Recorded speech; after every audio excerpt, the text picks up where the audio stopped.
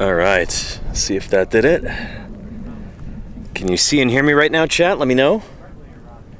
Audio and video. Thank you, Lenina. Excellent. Well. Hello, everybody, and welcome back to Paleontologizing. It's really good to see you here today. I'm glad you could join me out here in the desert of eastern Utah, where we're digging with the Utah Geological Survey and rocks from the very, very beginning of the Cretaceous period. So this quarry represents an environment here on Earth about 142 million years ago. And in this mudstone pit, we've got a whole bunch of iguanodont bones. We think this is a new species of dinosaur, possibly two new species hiding in there. So we're continuing to excavate, and it's actually gone a little bit quiet for right now. Let me go take a look. But doing a lot more jackhammering, trying to get that big jacket out that's got all those huge limb bones. Here we go. Yeah. Always best to have no regrets. Excellent. We talked about it. So we'll take a closer look in a minute. But I'm glad you're all here. Danish Viking, Golganek, Trixmont, Murph. How are you doing, Murph? Matt M33, Charlie's Dragon, X Riker Red, Memers, Lenina Nivi. Howdy, everybody. It's so good to see you here. If it's anybody's very first time, allow me to introduce myself real quick. My name is Danny Anduza, and I'm a dinosaur paleontologist. So a paleontologist is a scientist who studies fossils. I work on dinosaur fossils in particular. That's what I'm out here digging right now. Again, paleontology is the study of ancient organisms found in the fossil record. That can be everything from fossil bacteria to fossil baleen whales. From frogs to ferns to flying squirrels, I don't know. Any creature that left record of its existence in the rocks, that is the purview of the paleontologist. It's not just dinosaurs. Dinosaurs are but the tip of the iceberg. But that's what I happen to study, and that's what we're excavating here. Here on Twitch, this is not only my primary means of science outreach, this is also how I make my living. It's because of this wonderful community and their financial support that I'm able to go out and do field work like this and then share it with all of you via the magic of Twitch and satellite internet. So anywho, since this is a live and not a pre-recorded thing, there's no editing, not only are you getting an unvarnished view of paleontological fieldwork, but you can also ask questions live and get them answered. So don't be shy about typing those questions into the chat. That's what these streams are all about, you know? I think it's really important to be able to share scientific work with the public, not just the finished product, you know? Not just press releases that you see on news websites or, you know, on the TV news or whatever. I think it's really important to show the beginning of the whole process too, like field work like this, when we're actually out collecting specimens and gathering data. This is kind of how science starts. This is the raw science, as Balint would say. So, yeah. And Jazzy Cat, how are you doing? Hello. Rocky Coast Fog. We just got this question the other day. Did dinosaurs jerk their heads quickly like birds do?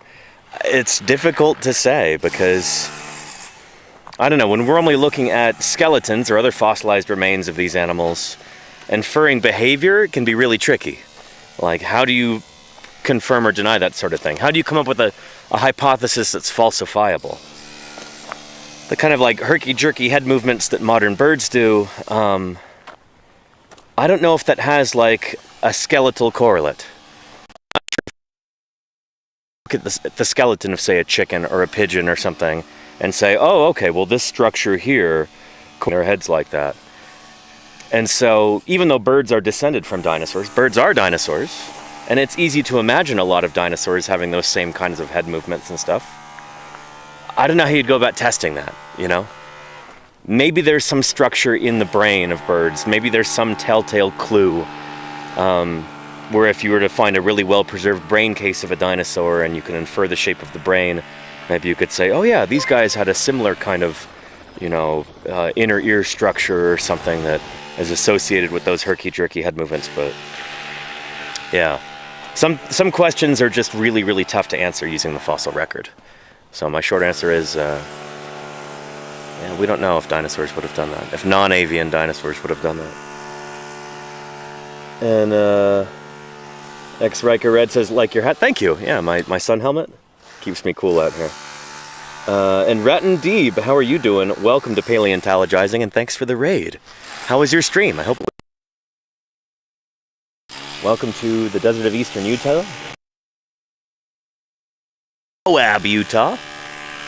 And we're digging up dinosaurs here. So let me know if you've got a story for the moment, because it's so noisy in there with the rotary hammers. But that will end before too long, and I'll show you what's going on in there.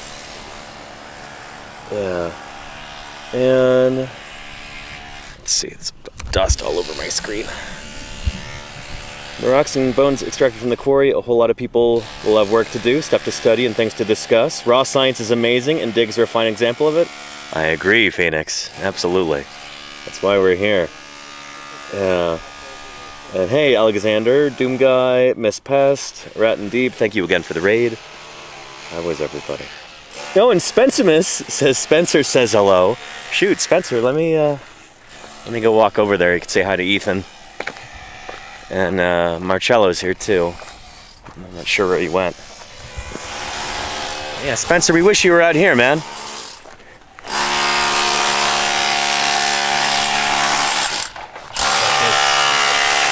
Big iguanodont jacket.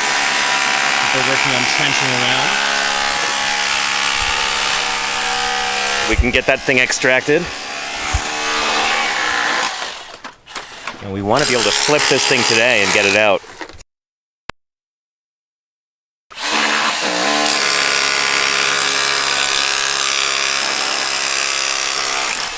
Hey, Ethan. Just got earphones in.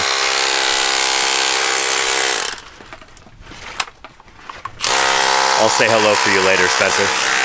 It's a little noisy over here. Yeah. And let's see. And 95. Yeah, I think it might actually be hotter than that here. Let's go get my thermometer and check. Because it feels hotter than 95, honestly. This is almost approaching what the temperature should be this time of year. It's been really cool lately, which has been awesome. But normally be like 110, 115, something like that. We haven't had to deal with that. It's been unseasonably cool.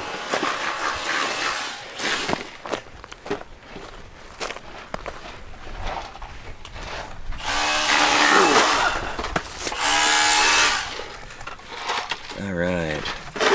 This says 102 in the shade. 101.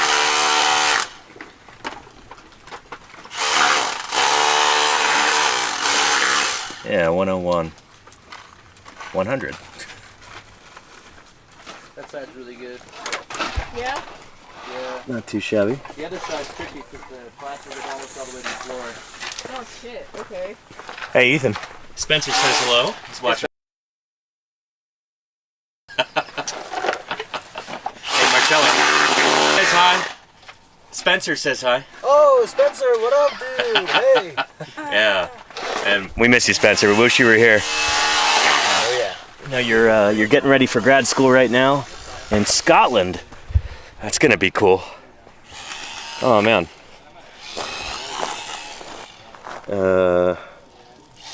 Let's see.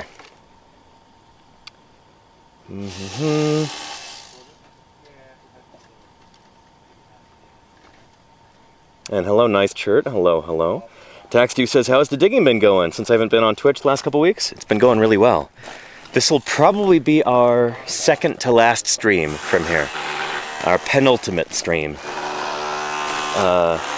We'll probably stream today and then tomorrow. Today's Sunday, tomorrow's Monday. Tuesday, by about noon, we're hoping to have the site all closed out and start packing up our gear and everything, because we want to be out of here first thing on Wednesday morning.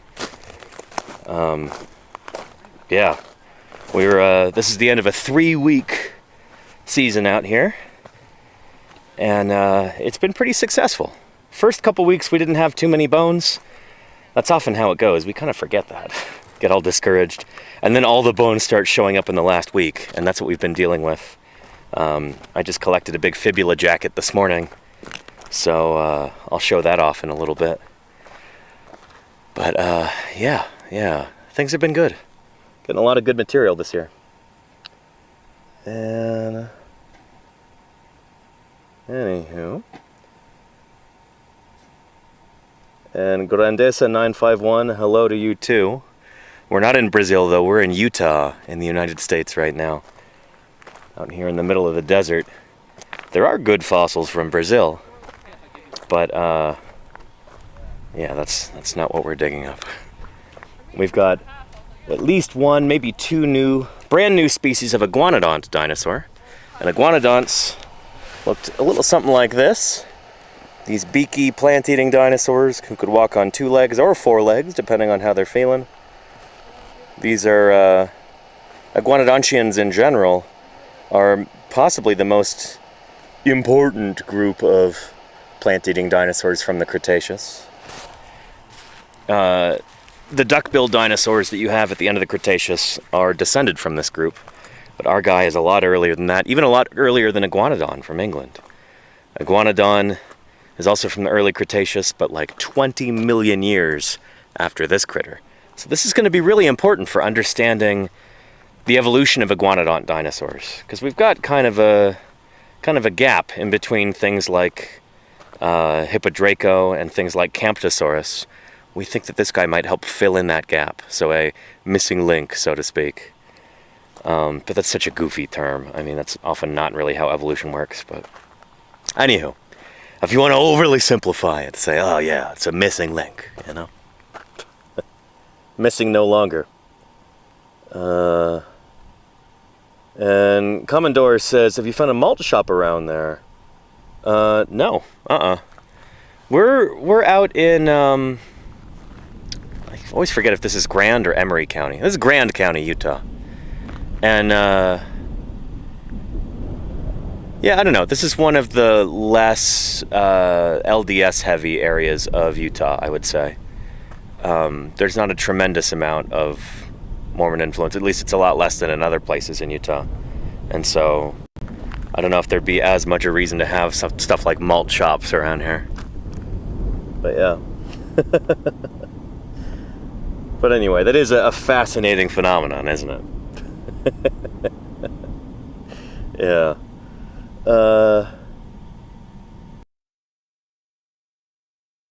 Yeah.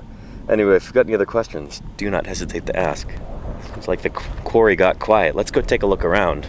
I won't destroy your phone speakers or your headphones with all the jackhammer noise.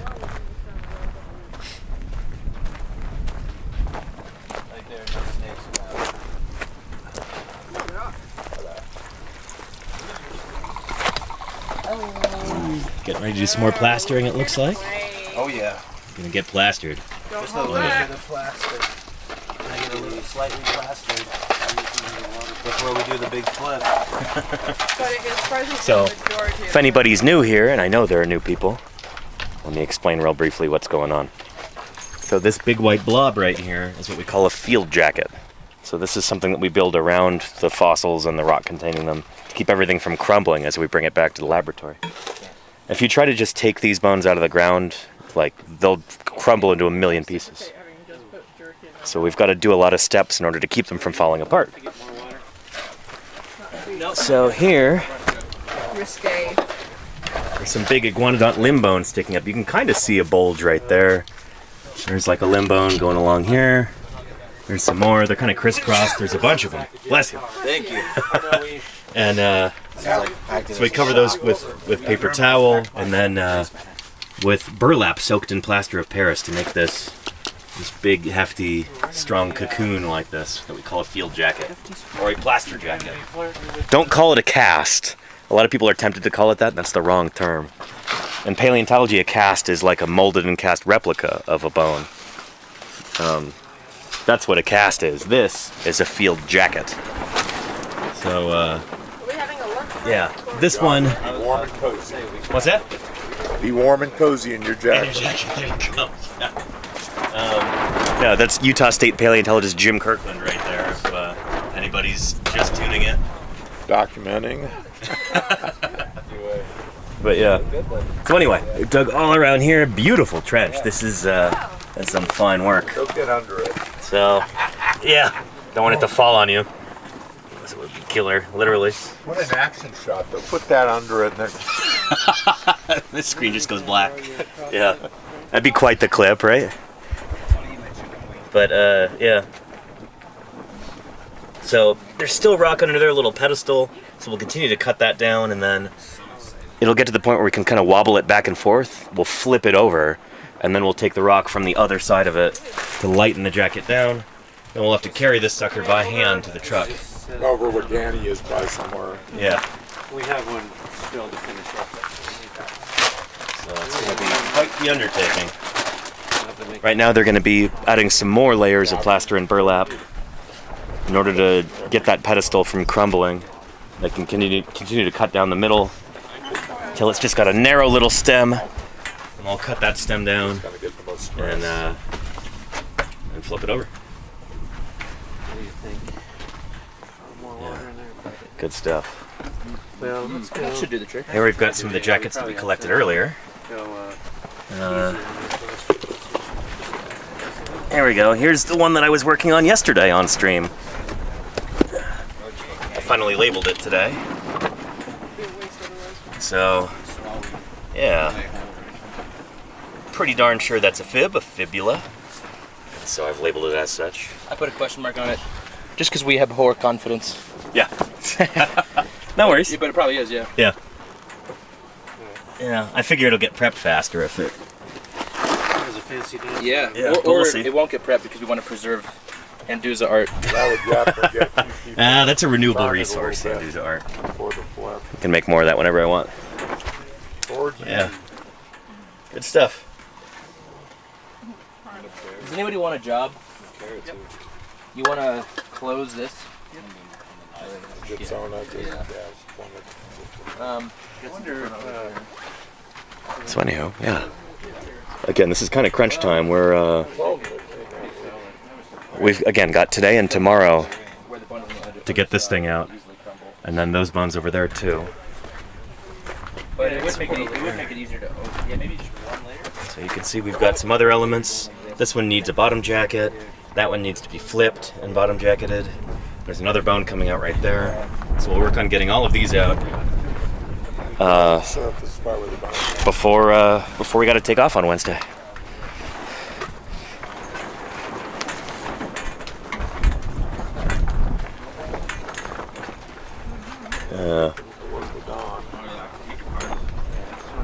And dated psycho, how are you doing? Hello, hello, welcome. Here, let me go get some water.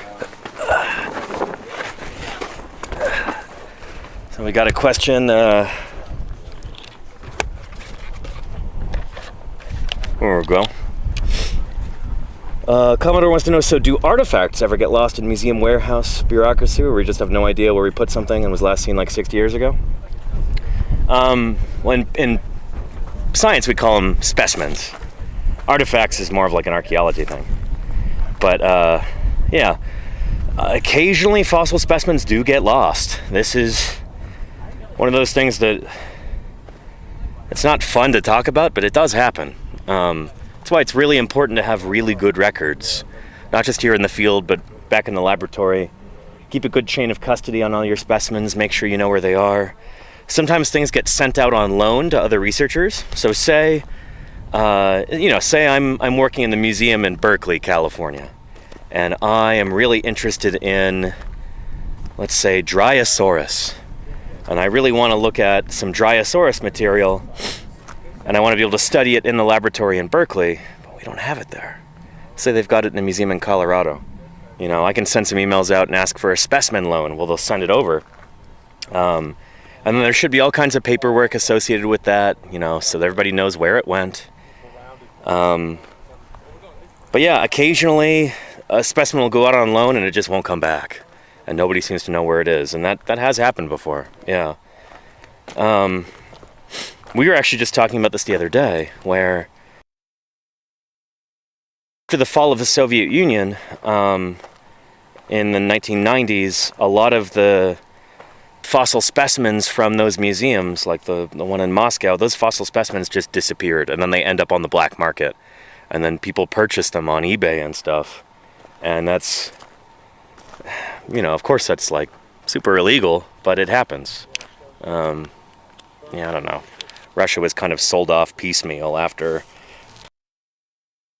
war, and there was like a massive drop in life expectancy and massive increase in poverty, and things just, that kind of continues to today. The same goes for the fossils there, where like a lot of those specimens, as the Soviet Union was being dissolved, those specimens just disappeared. It's like, you know, okay, we're capitalists now, let's sell all of these things. No good, no good. Yeah. And Riker Red says Toronto lost a sauropod? Is that true? Interesting. The museum at Rom.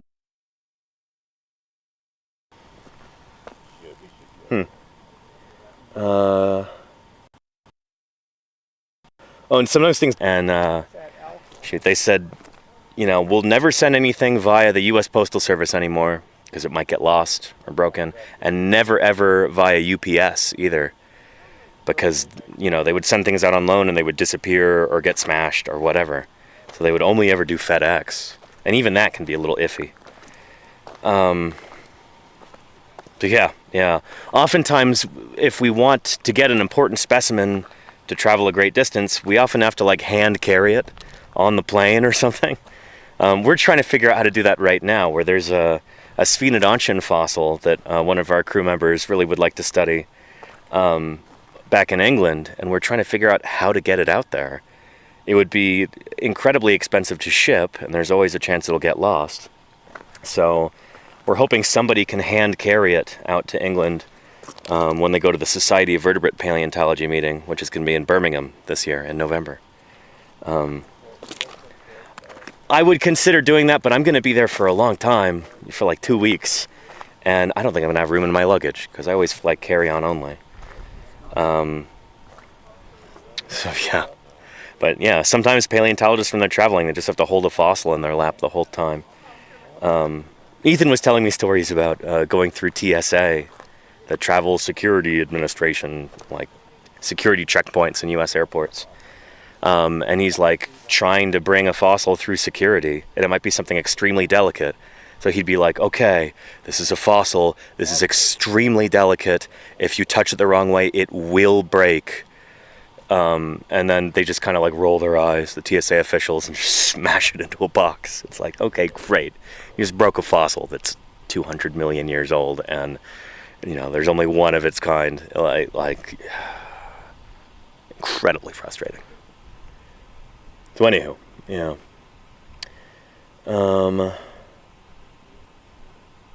Let's see.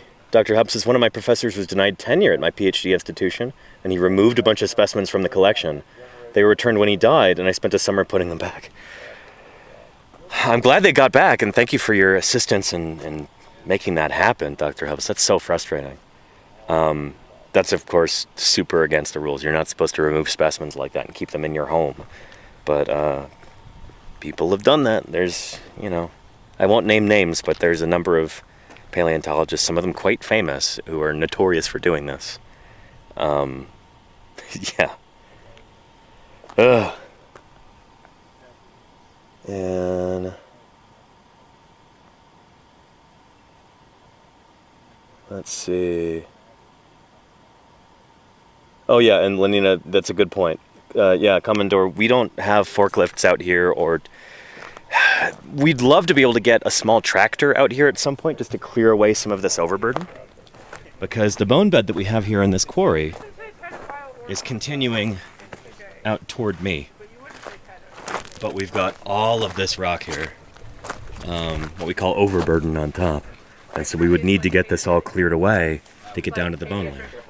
So we could spend a month doing this with picks and shovels, or we could spend an afternoon doing this with a tractor.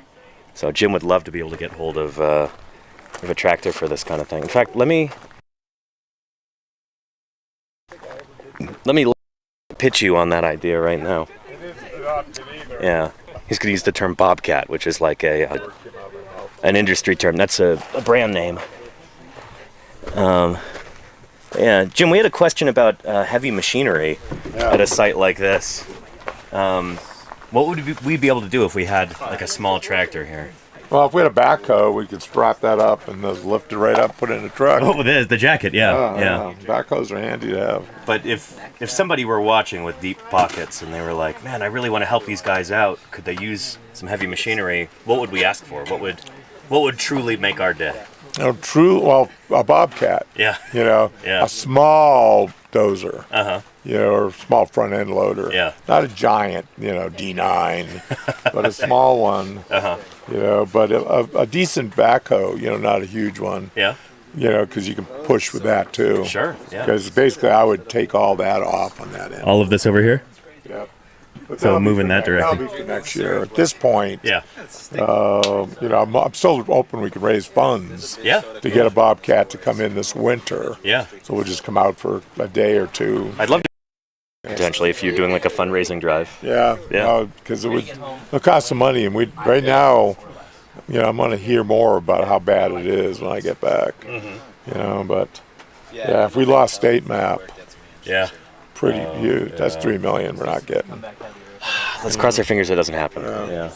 Funding woes is what Jim's talking about. They're thinking if it is, it's going to be much, much less than there used to be in our project.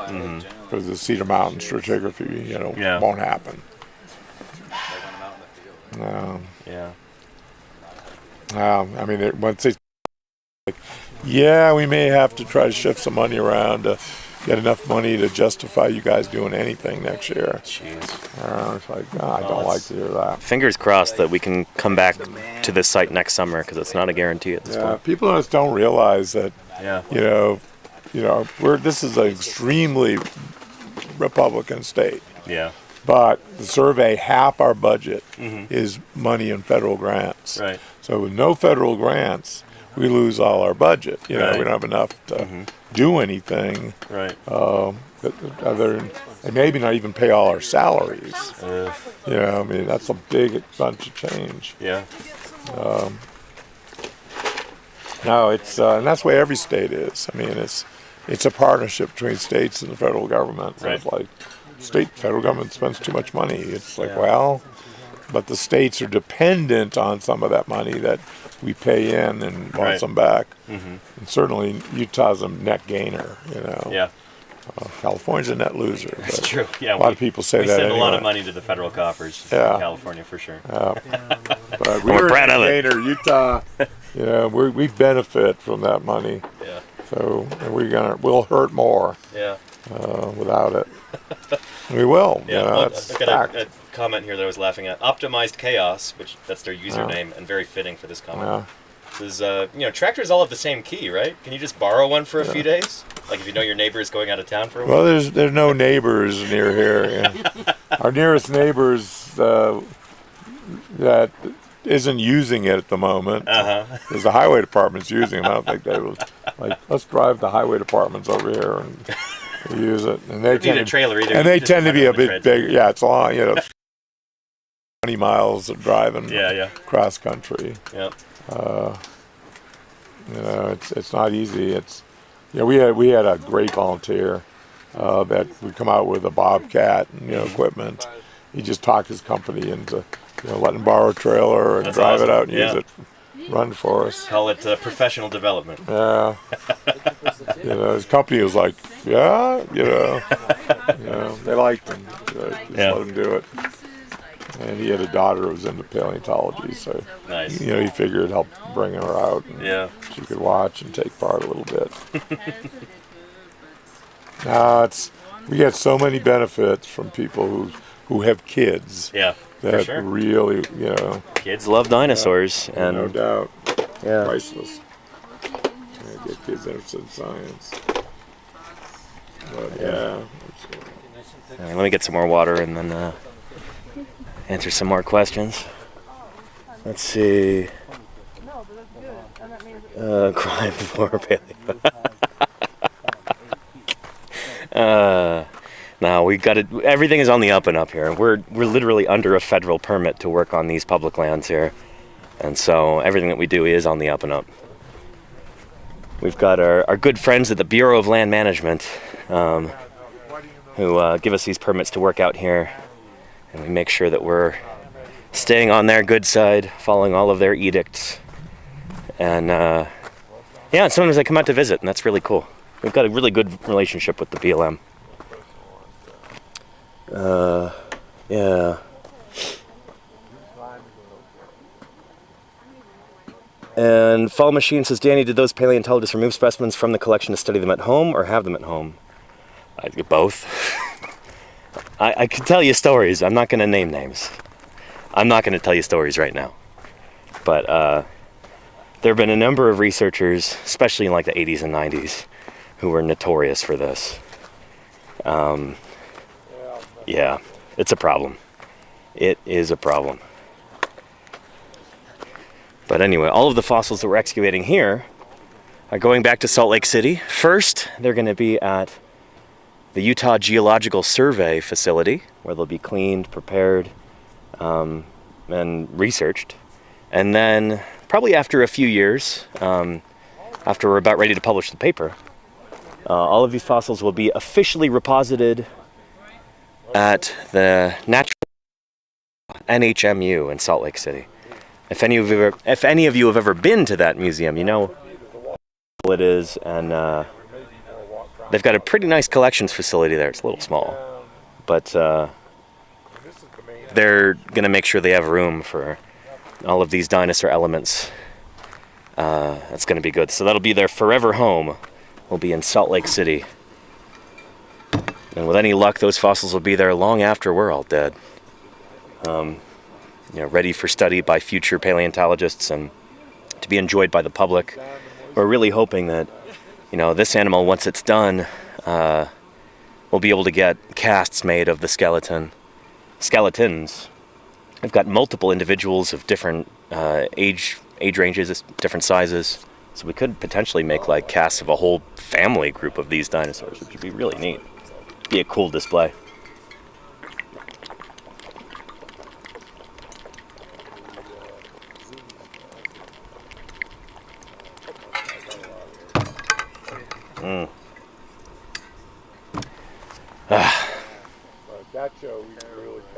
And I hope Jack Horner isn't one of them. Not that I've heard, Commodore, no. Yeah. And let's see. Ranker Red says, have you ever done any dinosaur digs out of the country? Not yet. No. It's been, well, I've never actually left the U.S. to do paleontological work before. But I'll be doing a little bit of that this November when I go to the UK. Very excited about that. Like I mentioned earlier, the annual Society of Vertebrate Paleontology meeting is being held in Birmingham this year, in the crown jewel of the British Empire, Birmingham. Everyone's favorite English city. So that's going to be a lot of fun. Yeah. And Pfeiffer John says, you guys are doing amazing work. By far the most interesting Twitch channel. I really appreciate that. Holy cow. Gotta remember to take screenshots of some of these really nice messages. Erp. Nope, that's not it. Come on. Trying to do this one-handed is not ideal. There we go. Yeah. Fingers crossed for the Antarctica assignment. Oh man, that would be cool. And that'd feel real good right now. It's like 100 degrees out. 100 Fahrenheit. Oh man. I'd enjoy some Antarctic moment. But alas. Yeah. And Devious says it's the best city us English have to offer. I'm looking forward to it. Oh man, Birmingham. It's gonna be great. I hear they've got the world's largest library there. Is that true?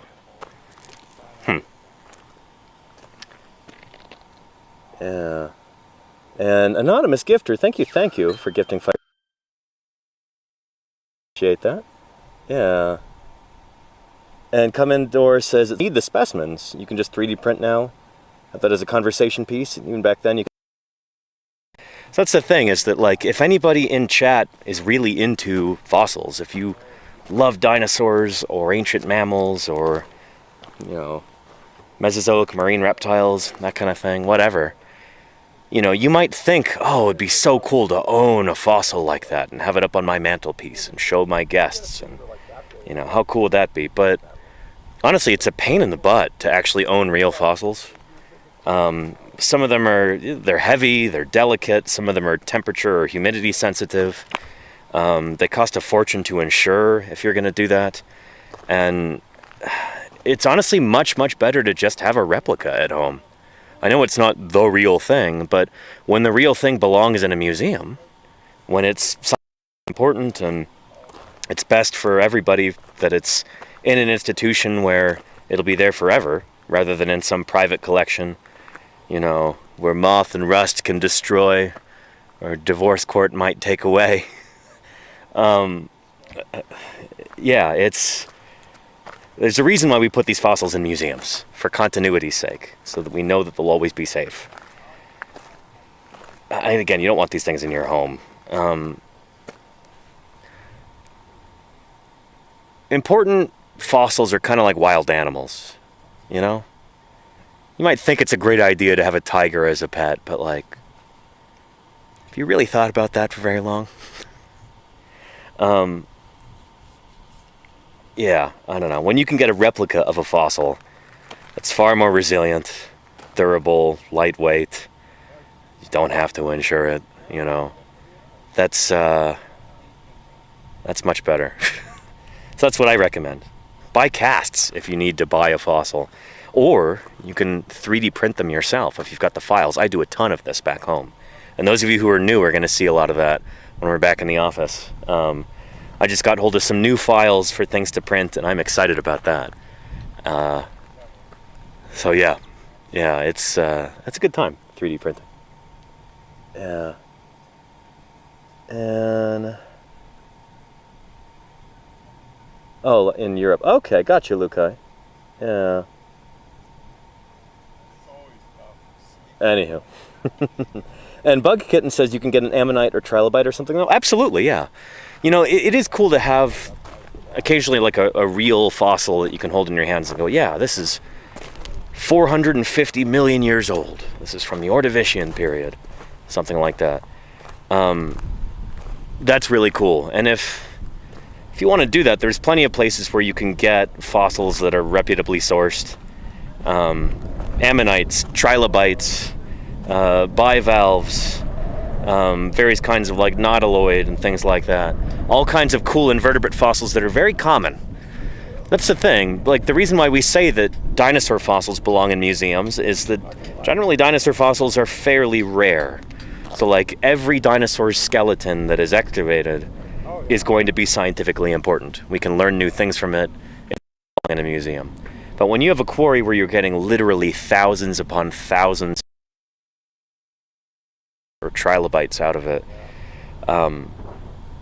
you know, at a certain print of space, how many Eldrojops do you need? Or how many, you know, Nitia Green River fish do you really need in your collection? These are questions that people ask, and the answer is usually less than are available. So if a fossil is really, really common, then yeah, I think it's... I don't have a moral objection to owning really common fossils, like as private property. Sure, you know, whatever, go ahead. It could be really cool to do that, to be able to show your friends and family, to be able to hold a piece of Earth's long history in your hand. Go, yeah, this is really neat. Check out this trilobite from the Cambrian period, 500 million years ago. Half a billy. It's impressive. It's cool. But you got to make sure that that's not, you know, shouldering aside the scientific. If it's a common fossil, it's awesome to have. If it's not, if it's something scientifically important, you know, as part of our collective natural heritage and something that really belongs in a museum, you know, that it belongs in a museum. Yeah. And Bonus points for those very unlikely to be fake. There you go, Lukai. Yeah, that is the thing about a lot of. I remember as a kid, like when I discovered eBay, I was kind of mortified to see so many different dinosaur fossils for sale, and then I quickly realized how many of those were fake. Yeah, anytime you're like buying a commercial specimen, there's a decent chance that parts of it are going to be, shall we say, less than authentic. Because science is not their goal, authenticity is not their goal. They're trying to make money. And that's all that really matters in a situation like that. So yeah. Oh, and very cool. Double Nickel says, I have a fossil shell about 1 centimeter. I found in a bag of gravel from the home store. Really neat. Awesome. Yeah. Yeah. Let's get some more water. Oh, it's so nice having ice water out here. You have no idea. This is like one of the highlights of my day.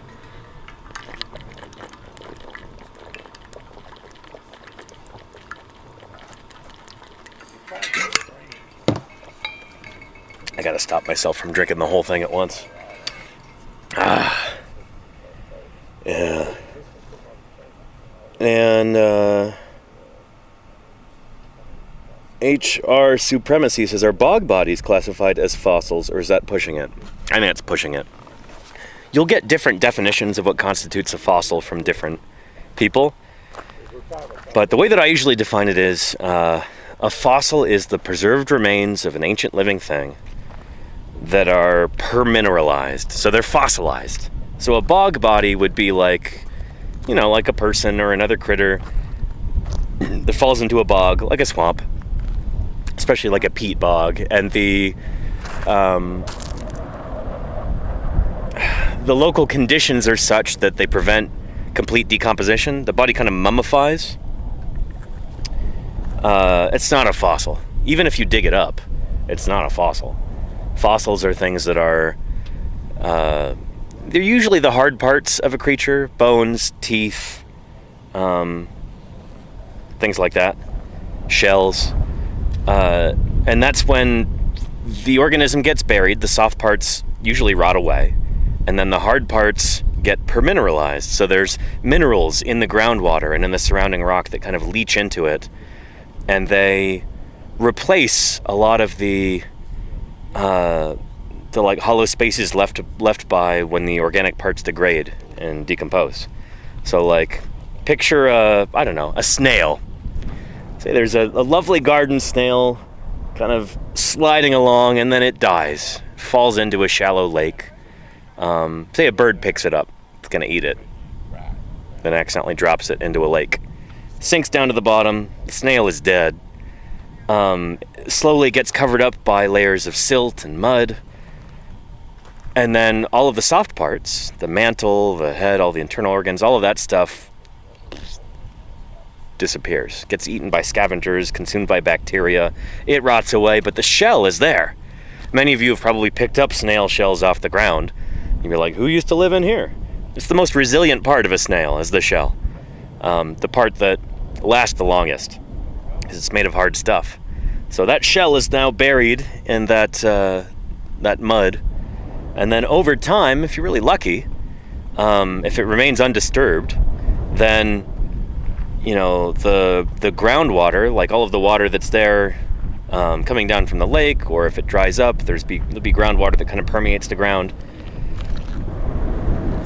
And then that shell will actually be partly turned to stone. So all of the organic components, many of the organic components inside, are going to be replaced by minerals in that groundwater. They just kind of leach in over time.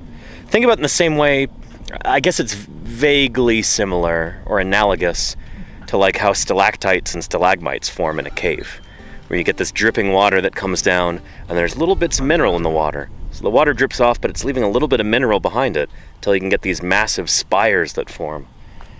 It's the same kind of thing with fossilization, I guess, where it's a naturalistic, slow-moving process by which minerals seep in and they fossilize hard parts so that you get fossil bones or teeth or shells. that make sense? Yeah. Yeah.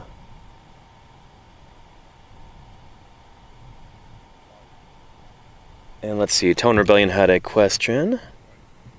Doesn't that mean a lot of more recent Cenozoic remains of mammoths and such aren't technically fossils? Yeah, and we have a term for those. We call those subfossils.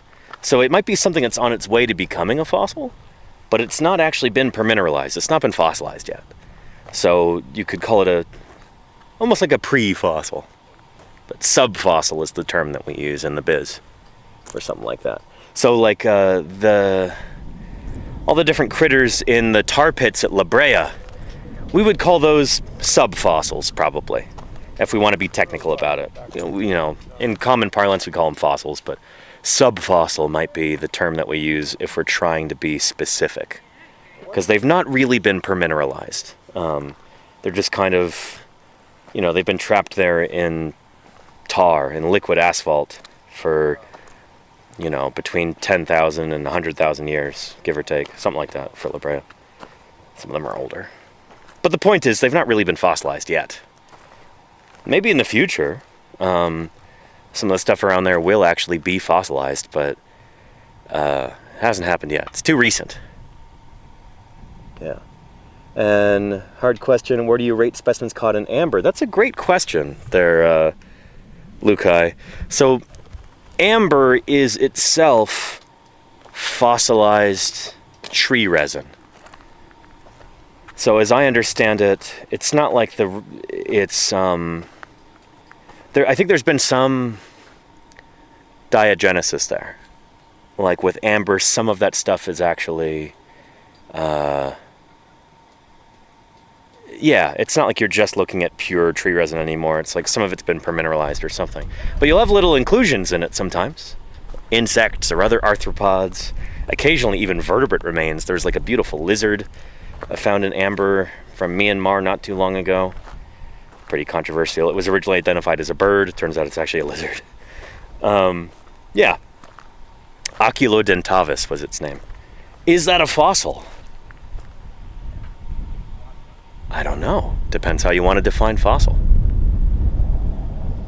Yeah. Under the broadest definition, like a literal meaning of the word fossil, if you look at the etymology, fossil comes from the Latin fossilis, which just means dug up. So anything that you dig up out of the ground would be a fossil under that definition. A potato would be a fossil. But that's not the term that paleontologists use, obviously. Permineralization, the fossilization process, that's kind of your litmus test for whether or not something is a fossil. Yeah. Oh, and Dr. Waggy says, greetings from just over the border in Colorado. Nice, Dr. Waggy. That's just over there. A few horizons over. Nice. I hope you're doing well over there in Colorado. Van Pack says, what's the largest dinosaur fossil I've ever seen? Let's see. So I've seen... Ooh, good. This is a good question. Largest dinosaur fossil I've ever seen. Like a single bone... It would definitely have to be from a sauropod. I don't know, I've seen sauropod femurs that are like taller than I am. So just the thigh bone from the ground up here. And that's pretty cool to see. Yeah. Again, that's why these are the largest animals to ever walk the earth. Even bigger than whales by a lot of metrics. Sauropods certainly had bigger femurs than whales. I know that for sure. Yeah. Yeah.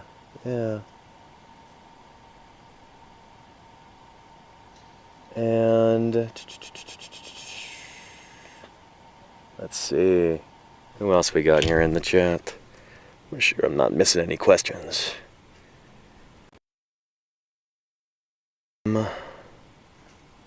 Nutzens said... Then what if dinosaurs are crude oil? So yeah, oil is not made from dinosaurs. I don't that myth got started. Sinclair Oil Company might have something to do with that because they have a sauropod dinosaur as their mascot, and they've had that for years and years and years, since like the early 20th century. And their tagline used to be mellowed 100 million years. This idea that like, oh, the longer oil stays in the ground, the better it is. You know, kind of like a fine wine. Yeah. But oil is not made from dinosaurs. So crude oil, petroleum, it comes from ocean bottom deposits. So dinosaurs didn't really live in the ocean. Terrestrial animals, by and large. And so all settle down to the bottom of the ocean and then eventually get compressed into like, you know, super carbon-rich crud and then eventually kind of metamorphosed into oil. That's mostly plankton. The majority of, you know, of our ocean's biomass is microscopic marine organisms. Plankton, foraminifera, radiolaria, diatoms, and then zooplankton and stuff, you know, one size class up from that. The little critters that are eating those smaller critters. That's basically what oil is. It's marine plankton gunk. It's plankton goo. Compressed over millions of years and turned to petroleum. Yeah. And yeah. And there you go, Black Mantis. Yeah, well, I don't know if... I'm going to be real pedantic here. I'm gonna well, actually, you a little bit. Here we go. Actually, I think that the term fossil fuel may actually predate our understanding of what fossils are. Like coal, when it was first being dug up in places like England, before we really understood anything at all about geology, I think it was still referred to as a fossil fuel back then, and that was in the sense that like it was dug up out of the ground. So fossil meaning dug up, rather than fossil meaning like a fossil, the preserved remains of an ancient organism. So I don't know. I think that might actually be the origin of the term fossil fuel, because these things are dug up out of the ground, you know? Yeah. Yeah. And there is part of that, Crimson, I think, but it's also, I don't know. I do wonder if Sinclair's marketing materials had something to do with people associating oil with dinosaurs. And Sketchy Track says coal is all fossilized trees, not just trees, but all kinds of vegetative matter.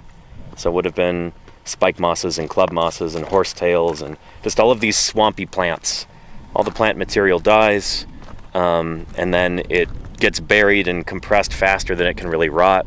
So you just end up with this really carbon-rich, like plant concentrate that over time, it gets compressed into coal. I think natural gas might also be a byproduct of that.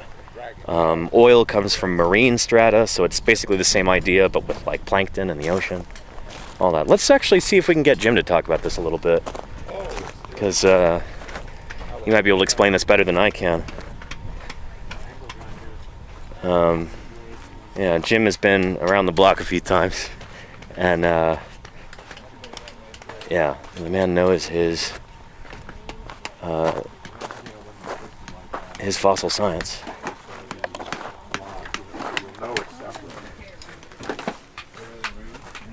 Jim, we've got some questions about fossil fuels, if you're game for that. I know a thing or two. Yeah, okay. So I was trying to explain how petroleum is not made from dinosaurs. You know,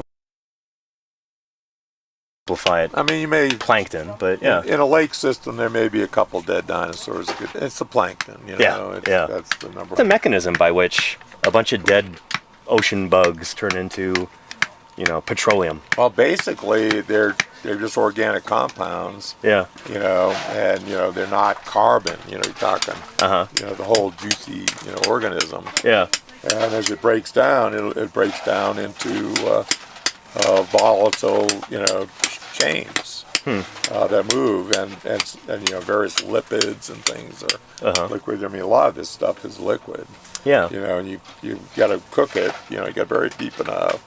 Cook it, and we look at the thermal maturity where the organics are. So when you say cook it, there's heat applied Yeah, from deep burial. from deep burial. Yeah, So it's one of just the that things- much like weight on top heats it up, basically, Yeah, and heat coming from deep below. from the mantle. Because Okay. the Yeah. rock has low heat capacity, conductivity. Yeah. So, that's how come geothermal works. Passive geothermal. You drill a hole behind your house. Right. Yeah. You can go down to where it's cooler or warmer depending on your setting. Mm-hmm. Mostly cooler, but Yeah. caves.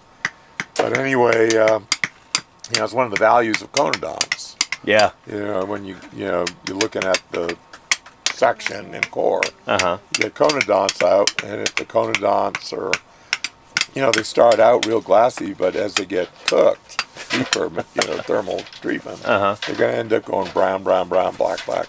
And that tells you the temperatures. Interesting. They're a thermometer Uh-huh. on the temperature those sediments reach. Right. As you go through core. So you Yeah. go, okay. So they always look at that. What's the thermal maturity of the source rock, the organic rich rocks? Right. Then, nowadays they're now starting to frack. Hydraulic Mako fracturing. Yeah. shale's got a lot of organics Yeah. in it.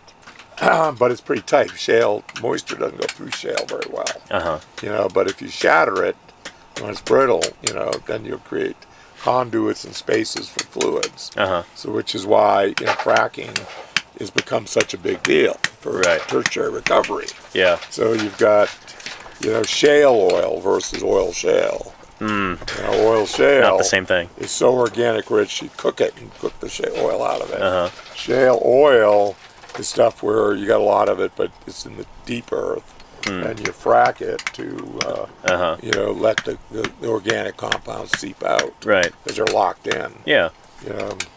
But basically, depending on how much, you can end up like you want a basin, we get waxy crude. Uh-huh. So it's basically like wax. Yeah. So if it cools down, this is why pipelines don't work there. Cools down, it turns to wax. Your pipes are all plugged.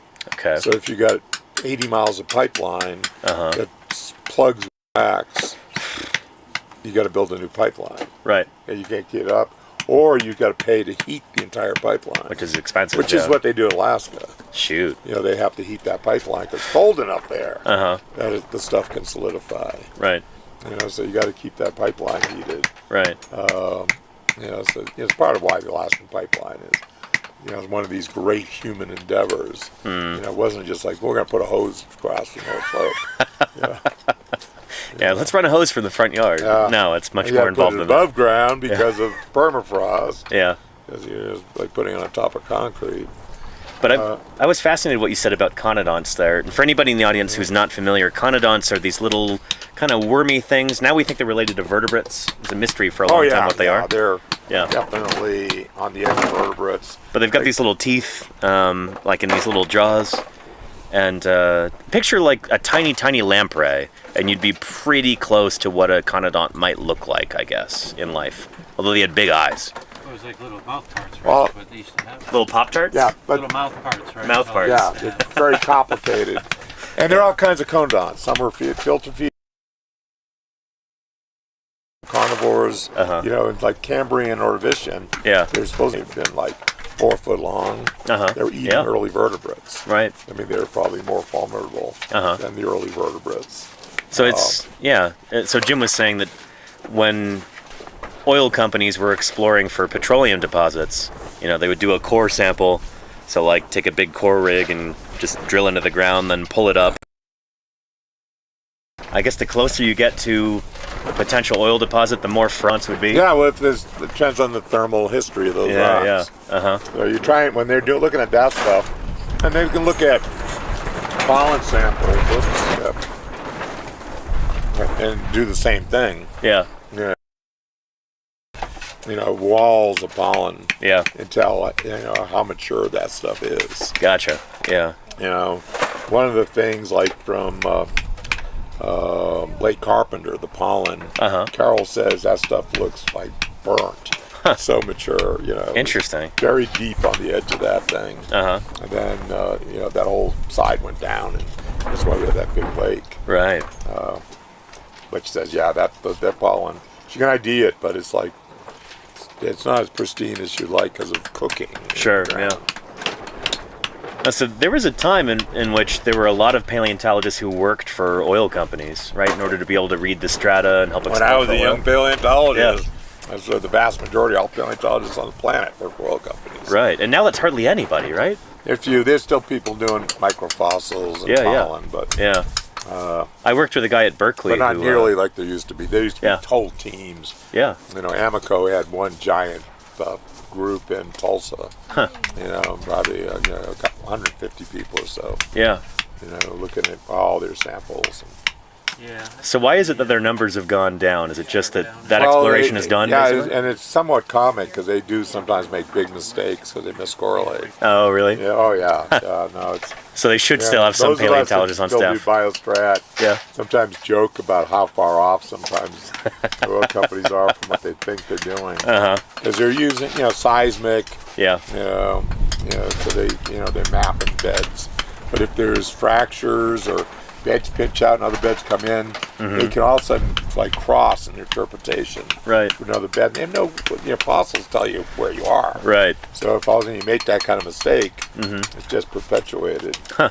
And Shoot. that's why they still have some people. Yeah. But it used to be all the cores were looked at. They look at the fossils, and that's how they tied all the cores together. Right. Yeah. Now they do have seismic. They got seismic all through the cliffs up there. Up just past the cliffs. And you tie that with other data, and you can develop a pretty good framework. Yeah. But sadly, even though biostratigraphy is wide, geology is a science. It's like we don't need it anymore. No. Thank you, but goodbye. But it's really has its uses. I just read a book about that, like William Smith and the first map the geological map that he created in England. Biostratigraphy Based on the fossils, is one of the big things that made geology work as a science. Yeah. Because we could tie rocks together, beyond just the same color. Sure. Yeah. Oh, it's sandstone. Well, it's gotta be the same. It's like, it's sandstone with the same fossils. Yeah. Okay. Probably the same. We got a question for you in the chat from Dr. Terraminator. I saw Jim post on Twitter a Calcareous paper. What's going on with that? On a Calcareous paper. Oh, I posted it. I think I shared a copy with you. Okay. Of Four-Limb Biomechanics by David. By Dave Smith. Yeah, nice. Okay. So that, and, might be something you might want to clip out a few. Sure. Yeah. Trying to figure out the four-limb biomechanics. Yeah. Of this early animal that's starting to reach into trees. Right. Yeah. Down. So that, for those of you who are not familiar, Calcareous is this really cool dinosaur that Jim. Are you lead author on that paper? Yeah. Yeah. So it's another one of Jim's dinosaurs. But anytime somebody asks me, Danny, what's a dinosaur you wish more people were excited about? What's a dinosaur that's underrated? Henry's smiling. Yeah. What? Calcareous. Yep. Oh yeah. It's really special in the sense that we've got so many different specimens. Hundreds, Yeah, hundreds of individual dinosaurs from this genus and babies species. to adults. Yeah, and all from the same time, roughly. All right, from the same site. Yeah. I mean, there is if you were digging them all here. So that's covered 10 acres with 400 bones per square meter. But that's not one. That's attritional over time, right? It's not one mass die-off. You think it's year after year they're coming back? I think it's pretty short period of time. Okay.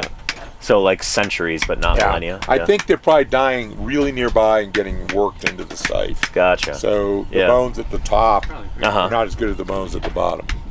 Interesting. And it's because the Okay. bones at the bottom got put in first. Yeah. You got more associated skeletons and things. Yeah. But as you go up, they're re-excavating. A big mass mortality that's clearly within 100 meters or so. Nearby. And this is might be we work laterally, we'd actually find the death site. That would be cool. Yeah. And so it's a cool dinosaur, not just because we have so many specimens and can learn a lot about it from that. Having a big sample size is always cool, and that's often rare for But then paleontology. there's another species Yeah. that occurs immediately above it, Gemini raptor. Gemini raptor, That's yeah. another therizinosaur that's cranially clearly different enough to be a different genus. So we can sort of watch evolution take Yeah, place there if they do about- form a lineage. Yeah. About 20% bigger. Nice. There's a disconformity, like an acid-etched surface between the two levels. And yeah, you got another taxa. We got one in here that's more primitive than either of those, but it's twice as big. Is that the one that Rachel is working on? Yeah. Yeah. Okay. And cool. Lowen wants them to name the pelvis. I'm like, Yeah, naming a new dinosaur based on pelvic material is And a- not and a the greatest. Only a splitter. And a tooth. Okay. yeah, they got a tooth that shows it clearly is twice as big as Yeah, that's cool. anything of Falcarius. But I think Big maybe as Mophronychus, certainly. one of the coolest things about Falcarius is that it kind of shows a transition in ecology. Do you want to talk about that for a minute, Jim? Yeah, well, basically, their ancestors were small, speedy, carnivorous, theropods that, were light, mobile, and Classic like raptor yeah. dinosaurs. And really, I guess, broadly this speaking. is one of Lindsay's things, is as you get into the Maniraptorans, and we're talking below birds and below dromaeosaurs. Okay. Probably at about the level of ornithomimids, so above tyrannosaurs Sure. and below pretty much everything else, they pretty much start to become meat eaters. And there's a good shot that, like dromaeosaurs, secondarily return to being hypercarnivores. Huh. Like their ancestors yeah. would have been partly There's herbivorous. a lot of these things, and her That's and wild. Makovic have, bounced around the, what is it, the Therophytalia, or the plant-eating Oh, yeah, theropods, for this whole thing of oviraptors and therizinosaurs, troodonts, dromaeosaurs, and that dromaeosaurs, the ancestors of birds were all plant eaters, and secondarily resumed becoming, meat eaters. That's so. What specimens do we have from? Like a lot of the early troodonts Yeah. have no serrations on their teeth at all. Sure. The pectinodont, like serrations of late Cretaceous, was secondary. But those serrations have been interpreted as possibly being adaptations for eating plants. Yeah, and So it it's may like they're- be, or omnivory. But the earliest ones, like what is it? It's not Hesperosaurus. What's the name? of it? Hesperornithoides. Yeah, is Not an easy name to As I pronounce. understand it, its teeth are super simple. Uh huh. They have. One of the things they all share is a constricted root. And dromaeosaurs by Leaf-shaped teeth going on, right? Yeah. Yeah. And dromaeosaurs are, weird that way, and maybe it, when you look at bird origins, which there's still a lot to be done. Oh yeah. Because troodonts appear closer. The troodonts have developed that constriction at the base. Dromaeosaurs don't have it, but dromaeosaurs are clearly more derived in the, with convergent, or not convergent, but shared characters with birds. In the pelvic region, a number of areas. You think they're closer to birds than troodonts? I think they come out of proto-birds, personally. So you think I think Larry dromaeosaurs? Martin might have been right. But not for the reasons. Right. Accidentally correct. Accidentally Yeah. correct. Yeah. It's like Bach or live birth of some Demorous sauropods. You might have been correct, but not for the reasons So necessarily. to clarify for chat, just to really hammer this point home, you think there's a decent chance that dinosaurs like Velociraptor and Utah Raptor are descended from birds? I think they're a kind of bird. flying ancestors, almost certainly. Utah raptor may not have a flying ancestor.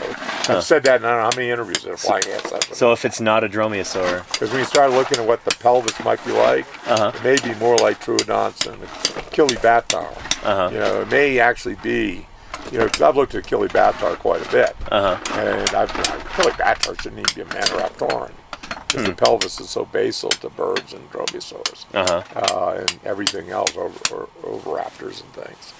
But then you start looking at the pelvis of Utah raptors. Like, dang, it might be some. They may be sister taxa. And then but birds are more derived than these guys. And troodonts are more like these guys. So could it be that these guys are late? Bird. The thing that gave rise to birds also gave rise to Utah raptor and troodonts. There's a more primitive ancestor in like the mid-Jurassic Huh. that is ancestral to these things. Fascinating. And dromaeosaurs actually come out of things that are probably already flying. How widespread is this idea right now? Because you don't hear it bandied around a lot. We talk about it in private. Yeah. Mostly like, it's like, we need a preparator for the Utah raptor block, I'll tell you. Because our new specimen may really shake things up. Huh. But until we have money to do it right, we're not going to do anything. Right. We're not going to screw it up. Failure is not an option. We're not going to shortchange what we got there. Right. We'll never find another one like that. And, the new theropod in there is pretty certainly related to Utah raptor. And basically, it may be closer to birds than Utah raptor is. Utah raptor's a giant thing. I mean, it's Utah raptor is it's huge. a specialized thing. Yurgavutsi is probably more closely to the ancestor of things like Utah raptor and Kilibatar. But this little one in there could be closer to the root stock that we would expect. Gotcha. Yeah. But until we get stuff prepped, I mean, these guys are like, we want to describe that in the jacket. Yeah. We got pelvic stuff, we got the skulls, 2 skulls. We got enough to do something serious with it. Yeah. And it's like, okay, but we're got to be real careful, in terms of how we number things, because things can change as you dismantle that jacket. Because we got associated skulls, so we give all the associated skull material the same number. But there are other things, so it's like it becomes tricky really to figure out what belongs where. Yeah. Oh no, Yeah. that's why I want to 3D map the thing continuously as we take it apart. So moving from that idea of like trying to keep things together and figure out who, which parts belong to whom, this is a good example of that too. Yeah, where we've got multiple. You got more than one individual represented in that block. Just in that one block, yeah. I will guarantee it. So again, for anybody just joining us, we're digging at this site. Digging up a kind of iguanodont dinosaur would have looked something like that. This is iguanodont here. Our guy's probably about 20 million years older. More primitive, to use out-of-date language. But we've got so many different bones that are all disarticulated here. Here's some of them that we've got wrapped up in these plaster jackets. So fibula, metatarsal, verts, another fibula, we've got some phalanges, potential femur, ribs, all kinds of stuff. Since these bones had all fallen apart, like these skeletons are not together anymore, it does become a challenge, like which parts belong to which individual animal. And if we've got multiple species in here, like Jim and Don are pretty convinced that we've got more than one kind of iguanodont, it gets even more complicated. Like, how would we do this? Like if... We haven't seen, I'd love to see all the deniries laid out together on tape. Yeah, deniry's the lower jawbone that bears the teeth. So we can really see, is there a difference? Yeah. Look at the growth trajectories of these things. Yeah. We may say, oh, this thing, has more teeth when it's this size than this one, and we can see how it changes. Yeah. But that's what makes it harder. Yeah. If everything was the same animal, you could just make that assumption. Right. But when you have 2 animals, then you have to really figure out what goes together. When Jim says 2 animals, he means 2 species. Yeah. Because there's a bunch of individual animals that all different died. genera. Yeah. We have a lot of individuals, fortunately, because having lots of material, considering how big the site is. Yeah. Eventually we'll tease this all apart. But, if we look at Price River site, we have 2 big ankylosaurs. Right. Cedarosaurus and Cedar pelta and Pleuropleides. Both about elephant size. Shoot. Shorter, but elephant size. These are big armored dinosaurs with spikes and One, stuff. I think, closer to the split with ankylosaurs. The other one is clearly a nodosaur, probably somewhat close to Sorpelta and Boreal pelta. Yeah. But bigger, a big animal. But they're different enough. They're probably different, families of ankylosaurs. So telling the skeletal elements apart is going to be a little. It's a lot easier. Yeah. The forelimbs you can tell apart pretty easy. Whereas here, the question is, do we have multiple species? Because if we do, they're going to be really closely related to each other. So they'll be pretty similar, and it'll be even more difficult to tell them apart. So it's... Yeah, if they're both derived, say, what's this? What's that? I'm good, but thank you. Very good. Nice and salty. Yeah, it's too Seaweed salty. snacks? Yeah, Yeah. I'm just not. I'm not into that fishy. Yeah. I like good halibut. I like fish, Yeah. but not seaweed. Oh, I don't like fish, but I like seaweed. That umami taste is Yeah. a little strong. I've bought it and checked it out, but nah, that's not my kind of treat. Fair. Yeah. The last piece. Sorry about that. Silica gel testicles. Silica Ooh, gel, yeah. that's what I need. Because we're not nearly dry No, enough out not here. good. Yeah. Let's see. I'll put this in and then get rid of it. You know? Yeah. You should do that with the app, Don. Scan this one. Silica gel. 0. Oh, this one does have a thing. I should check it The out. barcode? Yeah. I think the one I looked at earlier didn't. I didn't see. I don't know. Yeah. Oh, weird. This one's Kirkland brand, so this Oh, it's gotta belongs to be Jim. bad. Yeah. Kirkland signature. But I personally did not inspect it. I will guarantee that. Your good name is being besmirched, Jim. It's always being the product besmirched. being sold with your name on it, and you don't even approve. And we don't even get a cut. See, I mean, it's like, I'll name a dinosaur after you if you support our work. That's it. Name this dinosaur Kirklandia. I didn't name it after myself, believe me. I don't have that kind of ego. Oh, yes, I do, but I pretend not to. It'd be really cool if we could get a Costco sponsorship and just have Kirklandosaurus. Not me. It'd be a dual honor Oh, for Jim yeah. and for Costco. After I'm dead and gone, maybe. Because it's like why I didn't want Allosaurus to get lost to Utah Raptor. I don't want to get blamed for just promoting myself. Oh, is that so? That's why Utah Raptor is the state dinosaur of Utah. Yeah. and Allosaurus is the state Because when the fossil. of Utah. legislature, the head of the Senate, Uh-huh. the president of the Senate, called me and was asking me, "Oh, we're looking to do this," and I'm like, "Okay, that could make me look bad." Yeah. If they changed the official state fossil And from Allosaurus Allosaurus has to a Utah. lot of legs in Utah. And there Well, are they got people two. in Utah that was like, Oh. Kirkland did this, he's slamming Jim Matson, he's slamming Dancer, like all the Allosaur people. And they're like, no, I don't want to do that. Yeah. That is, and there was a way out. That was, I save face, everybody's happy, and that's the job. Lock and load. That's my job. State paleontologists make everybody happy. Make our governor, make our citizens, I say you do a pretty good job. Jim. everybody happy. Everybody sees benefit from what we're trying to do out Yep. here. That's the goal. Well, the jackhamming commences again.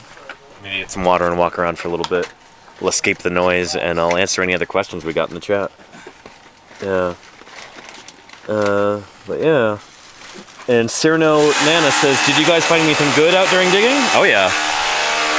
Check out this haul so far. These are all of our jackets, so each one of those contains at least one bone. This is the one I was working on yesterday. I think it's probably a fibula.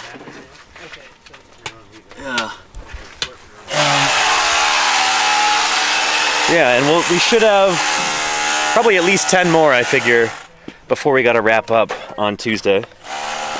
So, yeah, we're doing pretty well. Pretty well. Not too bad for 3 weeks worth of work, Yeah. I'm continually astonished by, how much work we're able to get done at a place like this on such a slim budget. It really is, tremendous value for the money.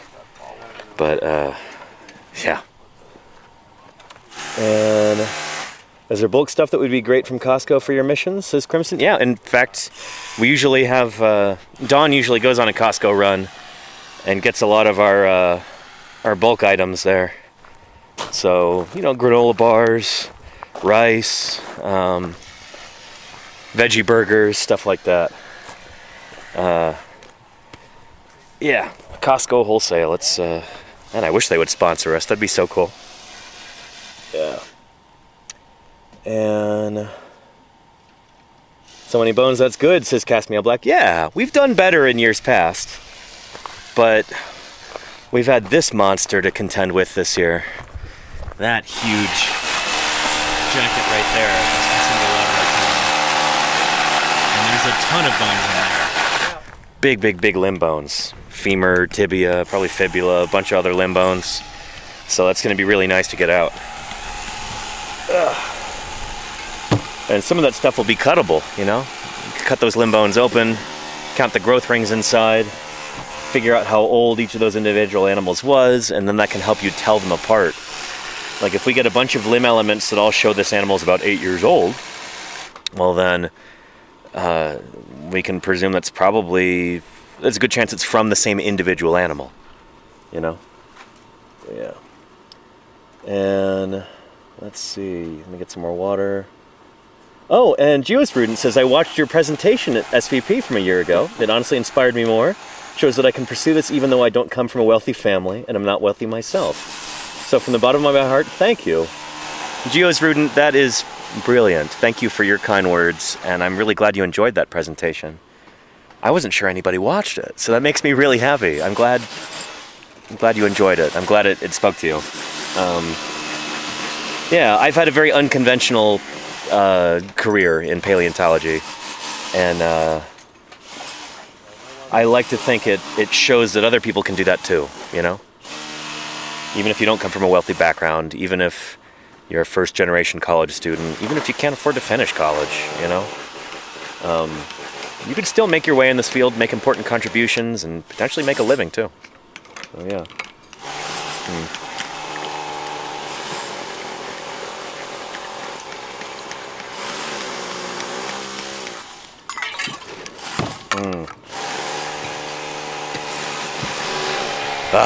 All right.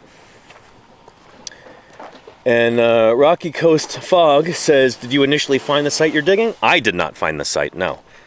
So Jim and Don, and I think Scott Madsen, found this site in the early 2000s. It might have been like 2002 or something like that. I forget the exact year. But the story goes... Oh, hang on. Pause the story. We got a dust devil forming over there. Cross your fingers it doesn't come this way. Seems to be staying put. Because we don't need that in the quarry. It is kind of creeping in this direction though. Let's keep an eye on that.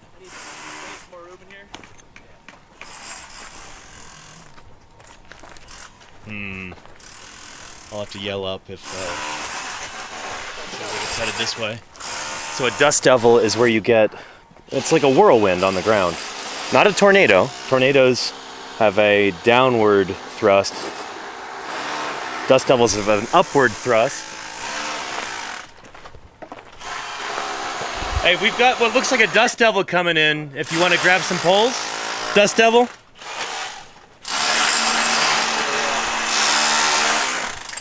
It might hit us or it might miss us.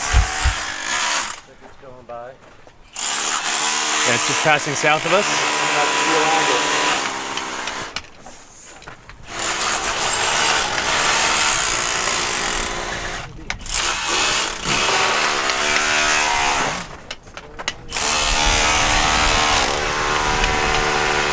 There we go.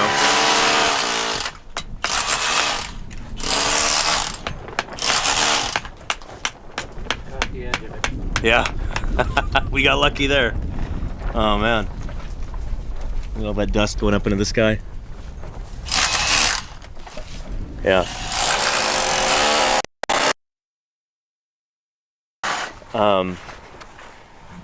You know, at the best knowing, at the worst of times, they could be truly dangerous. At a site like this where we've got the shade tarps up, it can make those fly around and the metal beams can hit people. That's what happened to Don's finger earlier this season. Yeah, luckily he's recovering. He's gonna try and get those stitches removed tomorrow morning.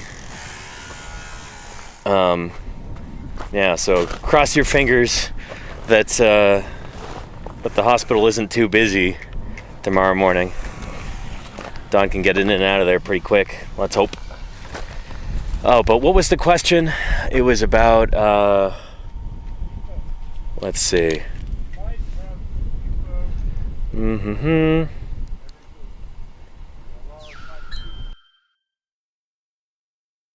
Yeah, Rocky Coast Fog wanted to know how this site was originally discovered. So, and Scott Madsen, I think, came out here in the early 2000s.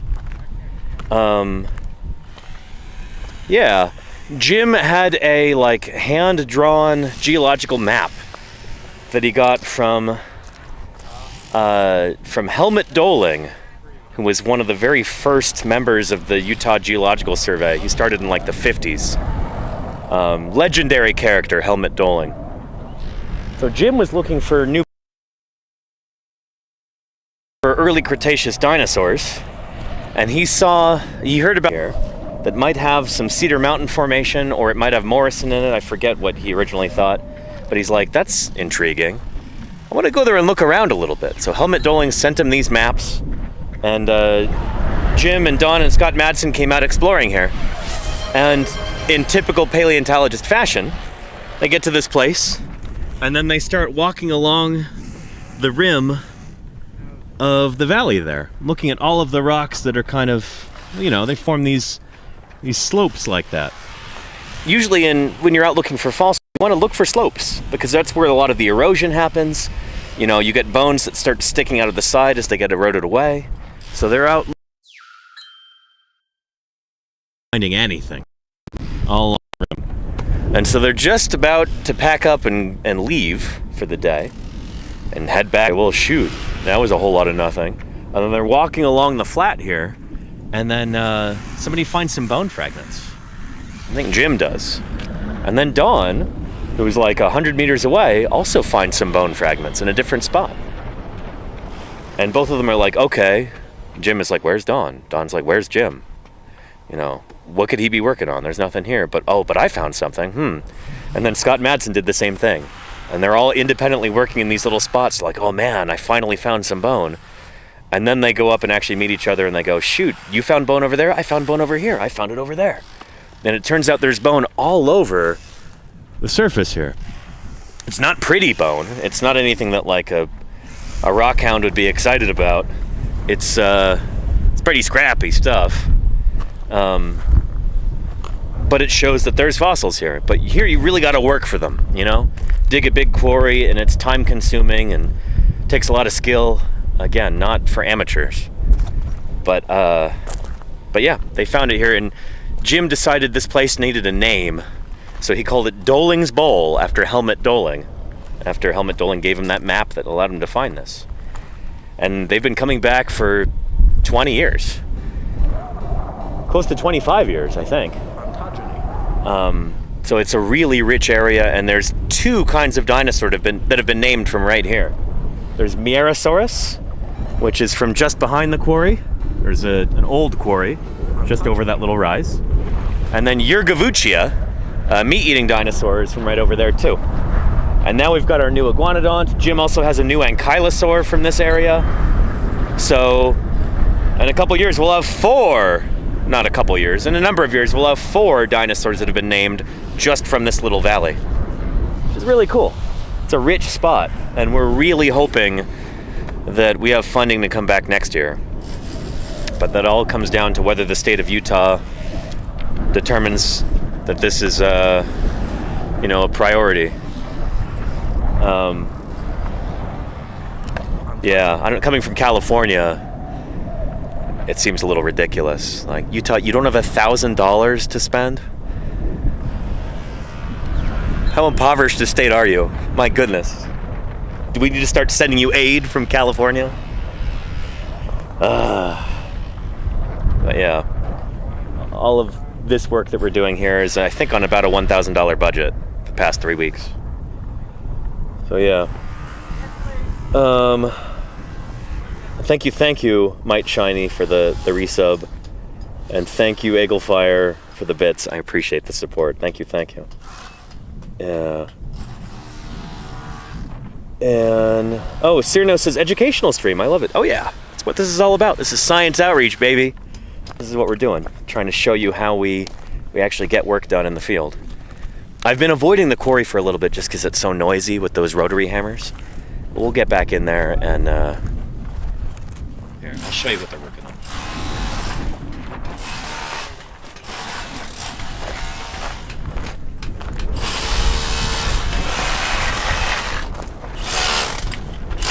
they're working on undercutting this big jacket so we can flip it. It's a bunch of iguanodont limb bones in there.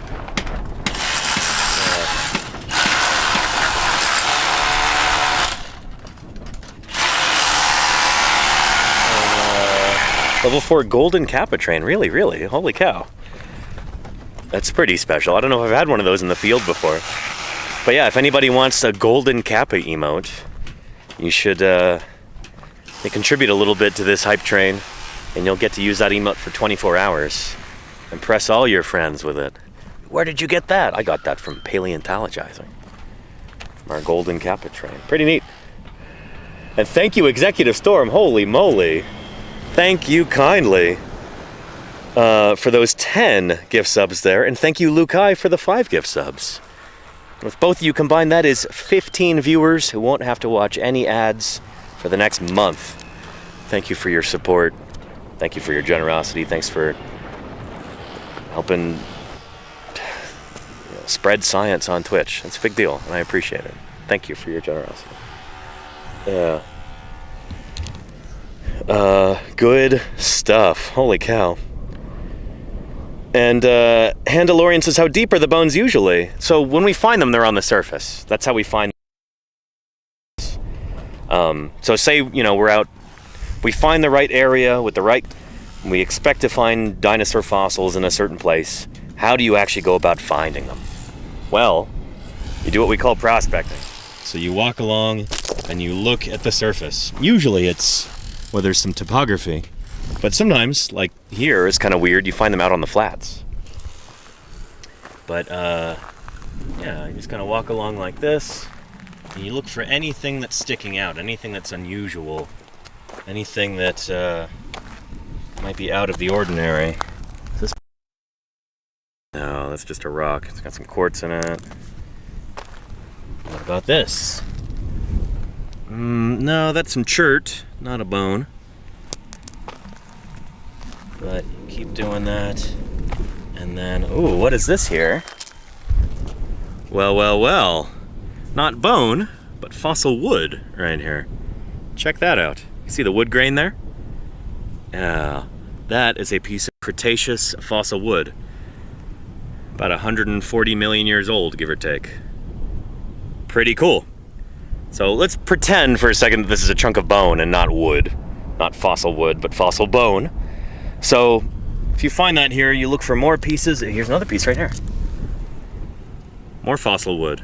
Again, we're pretending it's bone. Well, you try and find where it's coming out of. Erosion will just break these things apart and send them downhill.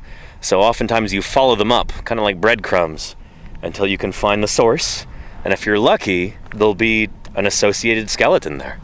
Like a whole bunch of bones that belong together. And sometimes it'll be a complete skeleton.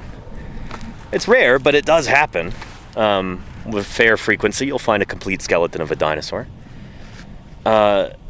Yeah, so that's how this site was originally discovered, or this whole region, this whole, mega site here, Doling's Bowl. Jim and Don were out exploring and they found a fossil bone and dug in, and sure enough, there's skeletons there. Pretty cool. These skeletons are disarticulated. Apart, the bones are all over the place. That's how it is at this site. Yeah. And let's see here.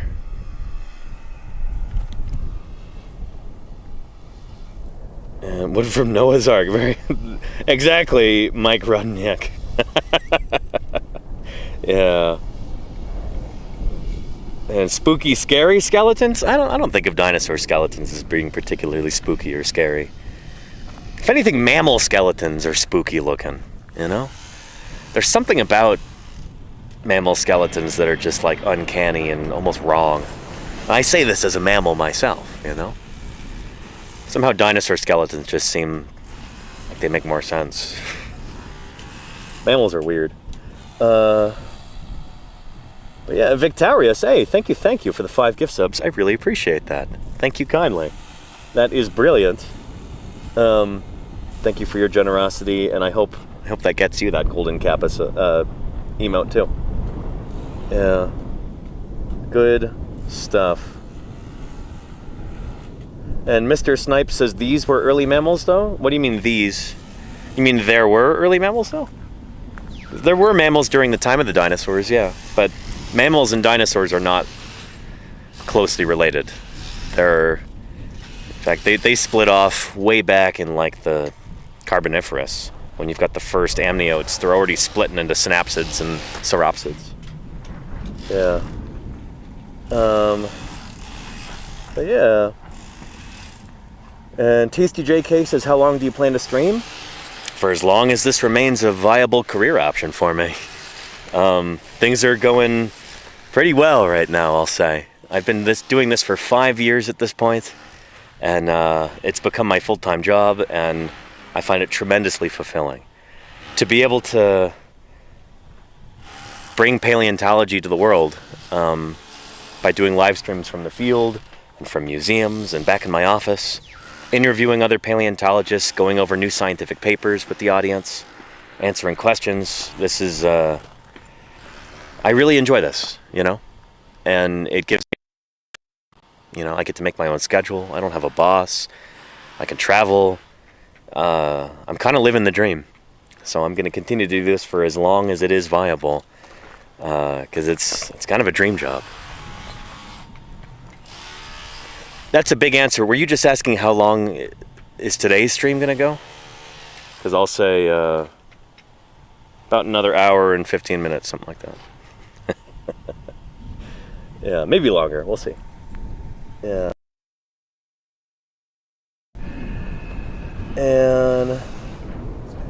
And Pharaoh Shady says, I've only been my entire life over 200 miles north. Need to get out there again. Oh, yeah. Yeah. Do you live up near Salt Lake or in the Salt Lake Valley or that area? You've got some good museums around there and other really cool fossil sites. If you live in Utah, paleontology is a huge part of your state's heritage. I'm a little jealous, We don't have a lot of dinosaur fossils in California. Just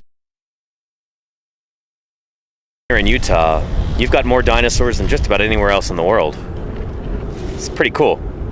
You should visit Cleveland Lloyd Quarry. It's been named Jurassic National Monument. It's Elmo, Utah, and also near the town of Cleveland and the town of Lloyd, I think. Anyhow, kind of middle of nowhere, but a cool place to go. You have Dinosaur National Monument up by the Colorado border, just outside of Jensen, Utah. You've got the Hanksville Burpee Dinosaur Quarry down near Hanksville. Utah Raptor State Park just opened near Moab. The next time you go to Moab, make sure you check out Utah Raptor State Park. Very cool. You've got a wealth of different places in Utah. So many cool fossil sites. Yeah. And the 40-centimeter stick insect they discovered. I think I did, Andrew Memorex. Yeah. Yeah, I think I saw a picture of that the other day in Science News. Yeah. And Chicken Bacon Swiss says, do you use any beard products for that mane? Balms or oils? No.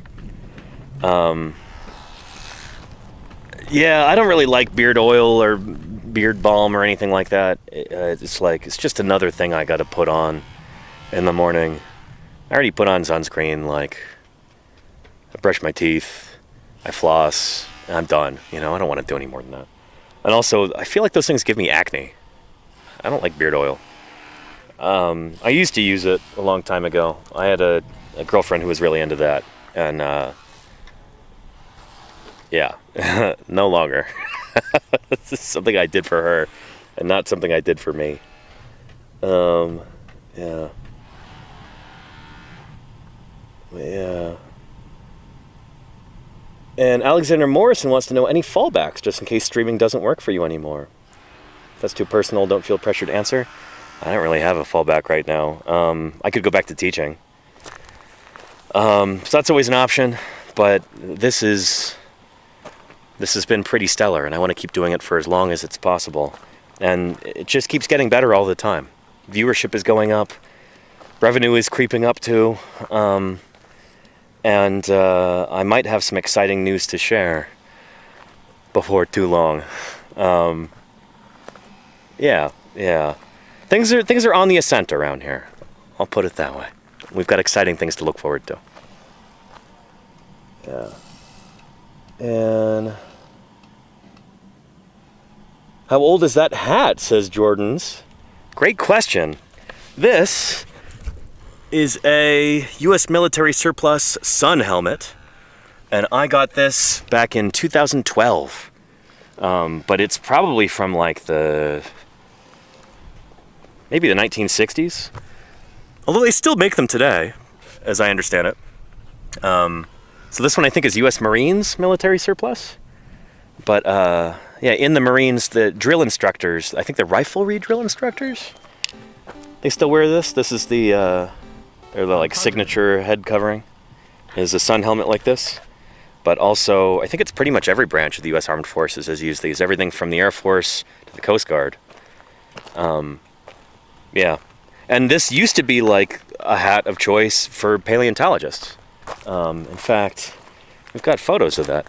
Jim Jensen, Dinosaur Jim Jensen, wore a sun helmet just like this back when he was doing that work down at Dry Mesa Quarry and other places. And there's Krista's book again. Let's see.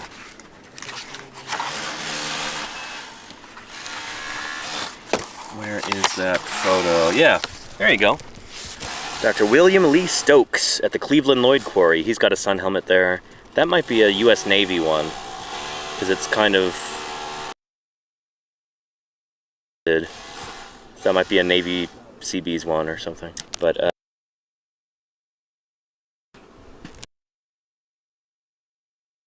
there's a lot of paleontologists who have worn these. It's a great hat to have, which is why the U.S. Postal Service, in warm climates, they'll have a sun helmet like this, but it's much more plasticky.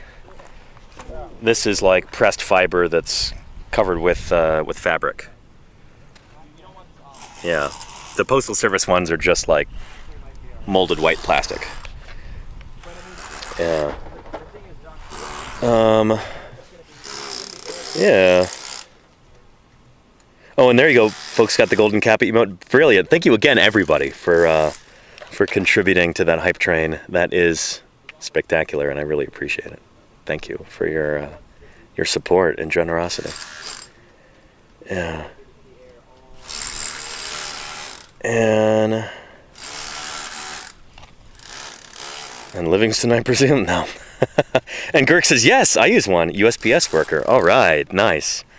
USPS workers make the world go round, or at least the U.S. go round. That's an important job. Mad respect, seriously. Yeah. And Jordan says, pretty sweet. Was just curious, because you've had it for a while.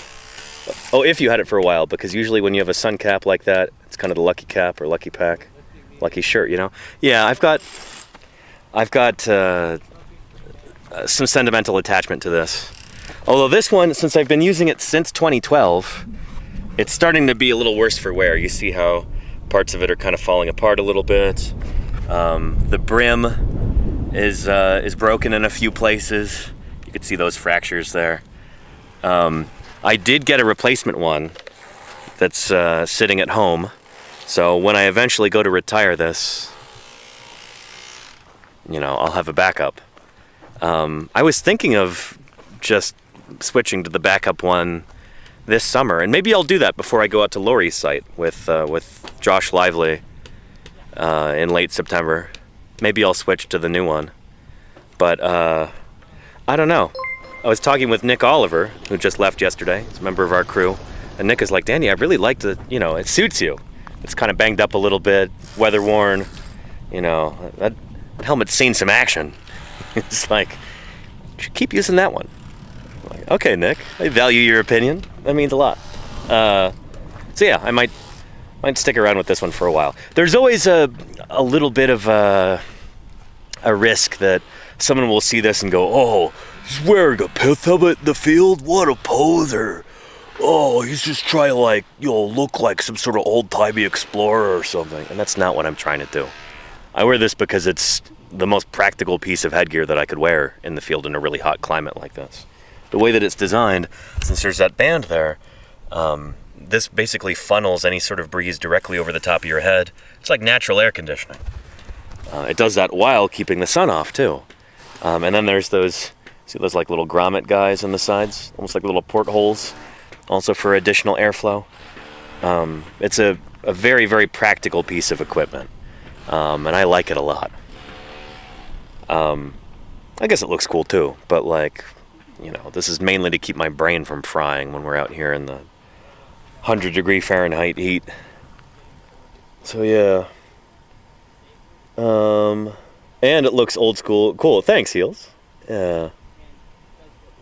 And Nelf says, is there something like a Utah Dinosaur Fossils Trail map and website listing all the important sites in Utah? They do have a few, yeah. If you look at the UFOP website, Utah Friends of Paleontology, that's utahpaleo.org. I think they have some resources on there. But I don't know how well developed they are. Back when I lived in Montana, we had the Montana Dinosaur Trail, which was cool. So a bunch of different museums got together and they said, let's put ourselves onto this map that we can give out to tourists.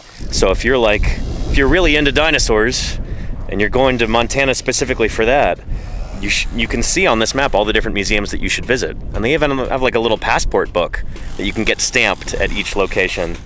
And people get really into it. I don't know if they have something like that here. Let's go ask Jim, actually, because this is right up his alley. As Utah's official state paleontologist, a big part of his job is promoting Utah paleontology to the outside world. And, yeah, so I wonder if they have that. Hey, you got a question, Jim? Here, let me try not to run over Luke here. There we go. We had somebody in the chat ask if there's like an official map of different sites and museums in Utah where people can see dinosaurs. You know, like the Montana Dinosaur Trail? Yeah, we have a map on our website. Okay. Yeah. Which website is that? Dinosaur Diamond. The Dinosaur Diamond. Well, we have another site they just put up. Oh, okay. They've been sharing it on social media. Oh, what's it called, do you know? Or where can we find it? Is it on the UGS site? Oop. Yeah, let me get things put away. Yeah, sorry. Sadly, my phone is close to dead. Oh, I can charge it for you if you want. Have you got a cable? Not on me in the vehicle. If I can plug it in the vehicle, do it. I can also plug it in up there if it's a USB-C. But if I'm going to get to the site, I got to stop it down. But the Dinosaur Diamond was the older map that we used to have. Now, the survey's got a whole thing called museum. Okay. Same as your Yeah. the Montana thing was. So Uh-huh. the Dinosaur Diamond's been around for like Okay, yeah. 25 years. Here, let me do a quick search and see if I can find it. Hello.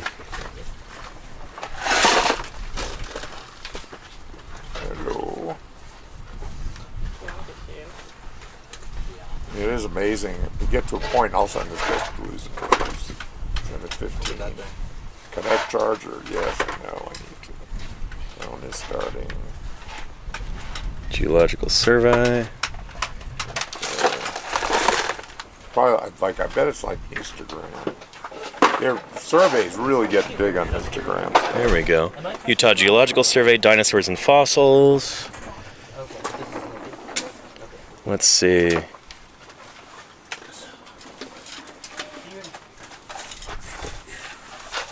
Mobile website is not the best. Let's see.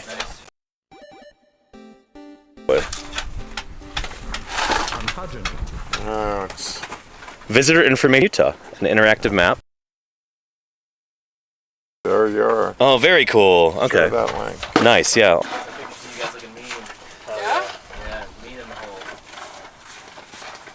There we go. Very cool.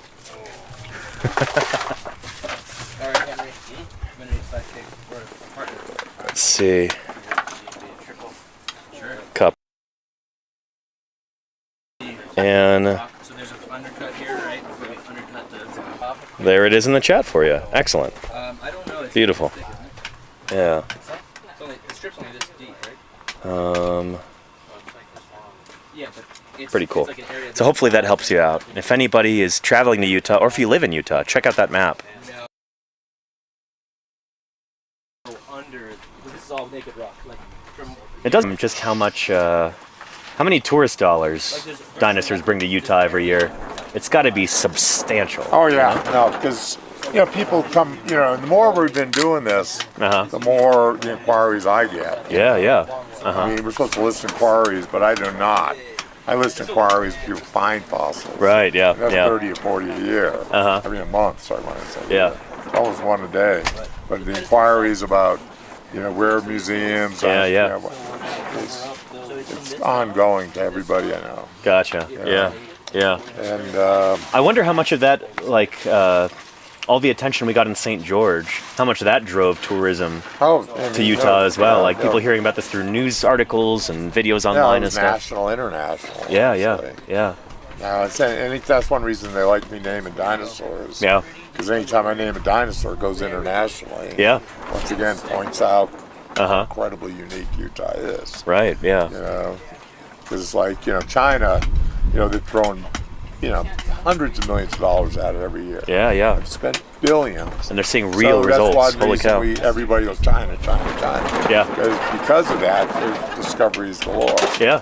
But we have everything China's got except for the good feathered dinosaurs. Right. Not yet. One of these days we'll I think Lake Carpenter has potential to find fossil dinosaur but feathers. We don't have 100 people who put on it a buck a day.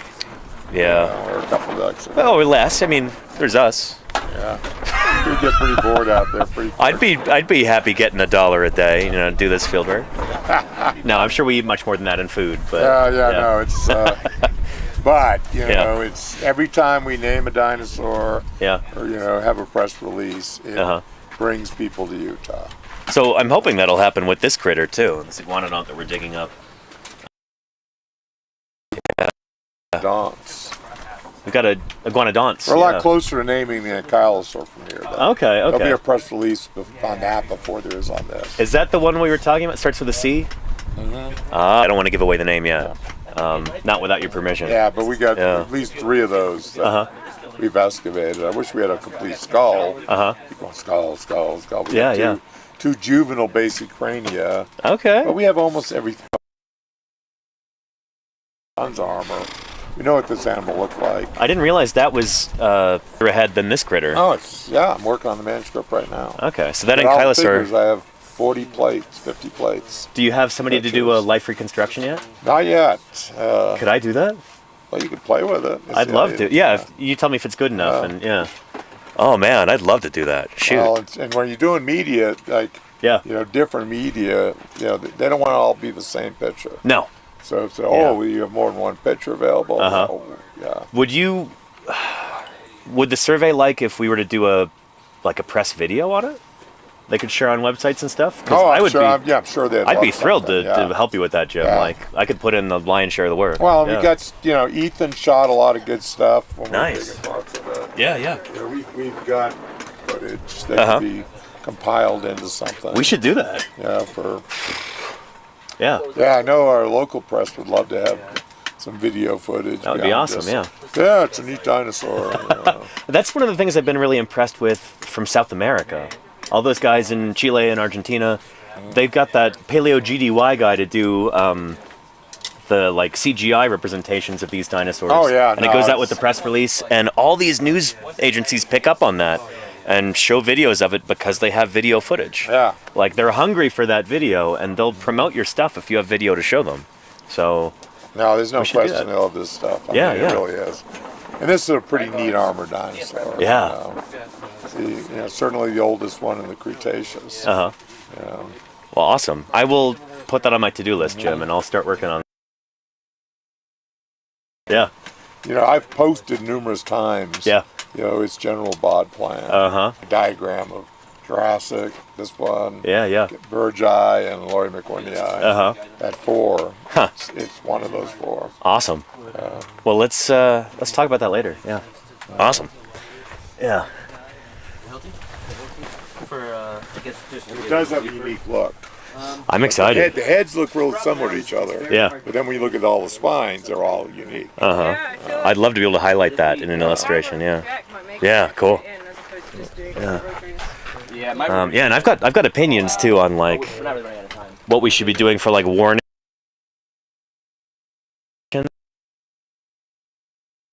Sometimes they just having a spike. But like, no, having coloration on that Oh yeah, would make a lot of sense. to each other, and who knows? Yeah. Maybe when they're lifting their tail and swinging it, so you can kind of see under the tail, it's brightly colored chunks. Cottonmouth snake, Yeah, you know? if this thing is flashing his tail at you, Yeah. maybe back up. I would love to do this illustration. Awesome. Tons of force with those blades Yeah. imparted to your face. Very cool. Thanks, Joe. Neat. I'm gonna go get some more water. And they're gonna do some more jackhammering here, so it's gonna get loud. But, oh man, if I could be the first person to do some like serious life reconstructions of this new ankylosaur, oh boy, that'd be a big feather in my cap. Or maybe a small feather, but it'd be, you know, it'd be a pretty one. I like feathers. Not a feathered dinosaur. I don't want anybody to get confused. This is a big armored dinosaur we're talking about. Yeah. And let's see. Ontogeny. And then you talk about reposting the directional signs around St. George. I don't know, Golganek. It's fine. Don't worry about it. We're good. Here. Yeah, just stay over there because You have to dive it through. I know we had the wind flap in my Gamor. Someone ran up a sacrum, a pelvis of a sauropod to get to the tarp. And right up the vertebra. Yeah. You know, and you could hear me scream for half a mile. I mean, I couldn't believe it. This volunteer just jumps up and just runs right up the vertebral column to get to the tarp. Big Apatosaurus. Hey, Jim, do you know if those signs in St. George ever got put back up, directing people to the museum? I don't think so. I don't think so. Shoot. Well, I hope that answers your question, Golganek. That's disappointing, but hopefully they'll resolve that. Yeah.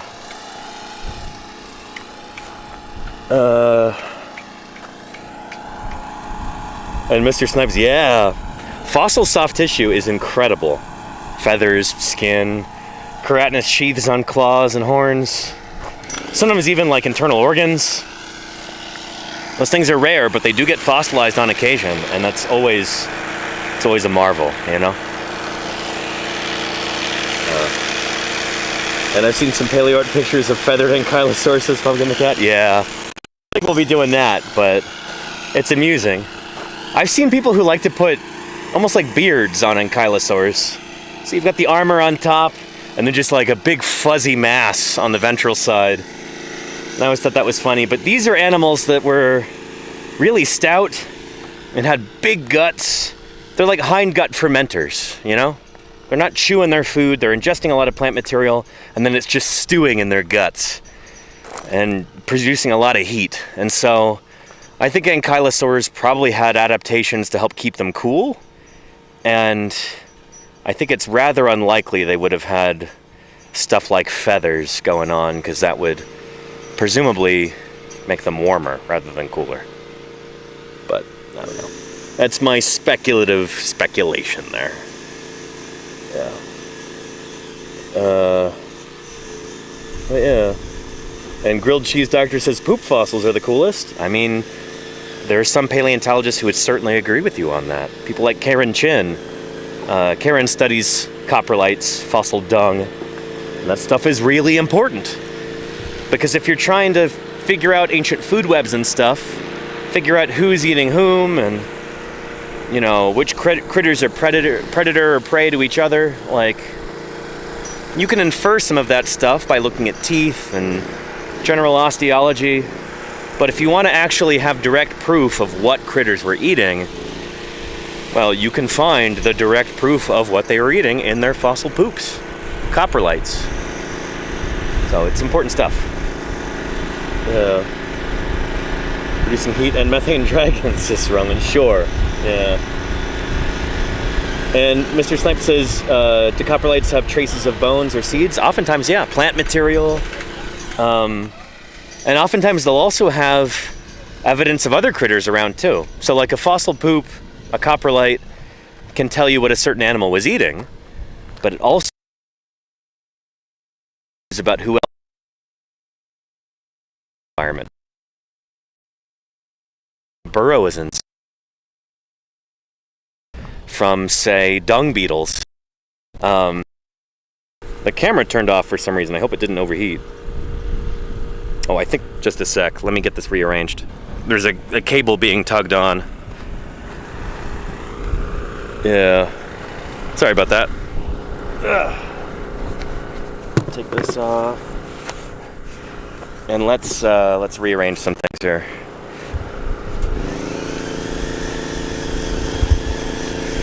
There we go. Putting too much stress on the power cable.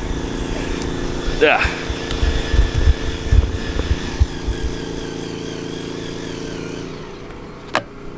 There we are. Much better.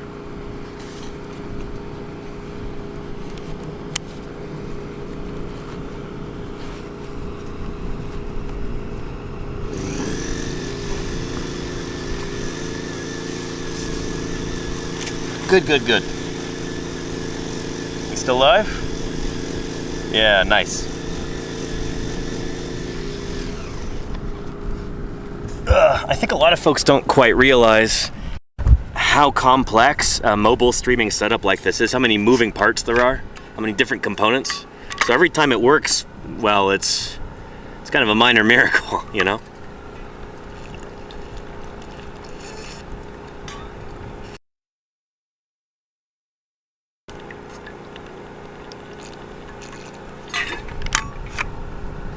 It took an awful lot of trial and error to get the system to the point where it is now, where I can stream day in and day out from the middle of nowhere.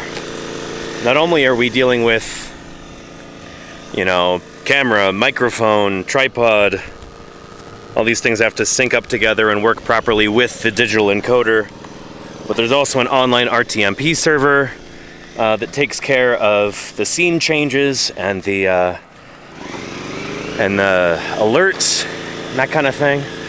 Turns the stream on and off. But also we've got satellite internet and solar power. So right now, this solar battery is being fed by these solar panels. In turn, powers the satellite dish. So there are honestly probably a couple dozen points of failure. And if just one thing goes wrong,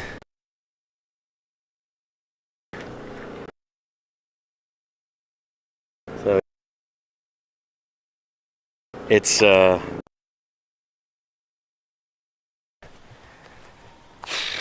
sorry. This is a result of, you know, our evolution as human beings.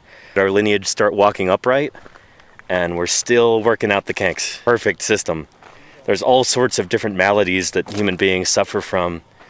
Backwise, slipped discs, and, you know, like erosion of the vertebrae, and fusing up together, and all kinds of muscles that don't quite sit right. And then when those things go wrong, you know, it's really painful.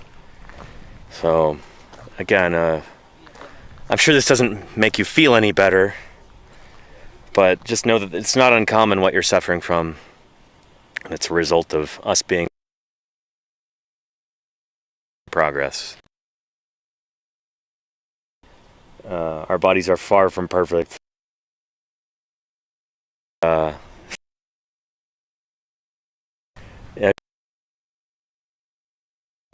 just like this little analogy there. Ooh, rolling some gasoline. That squeal. We run out of gas? Maybe. Yeah. Just shut off, so probably. Yeah. But there was still some liquid up in there, so. Got a minimum amount. Hopefully it's just. Yeah, you know, not enough and it stops working. Not empty.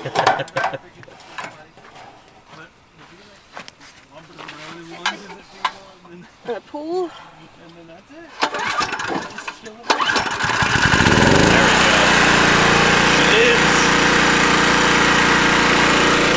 Nice. When I was starting out with the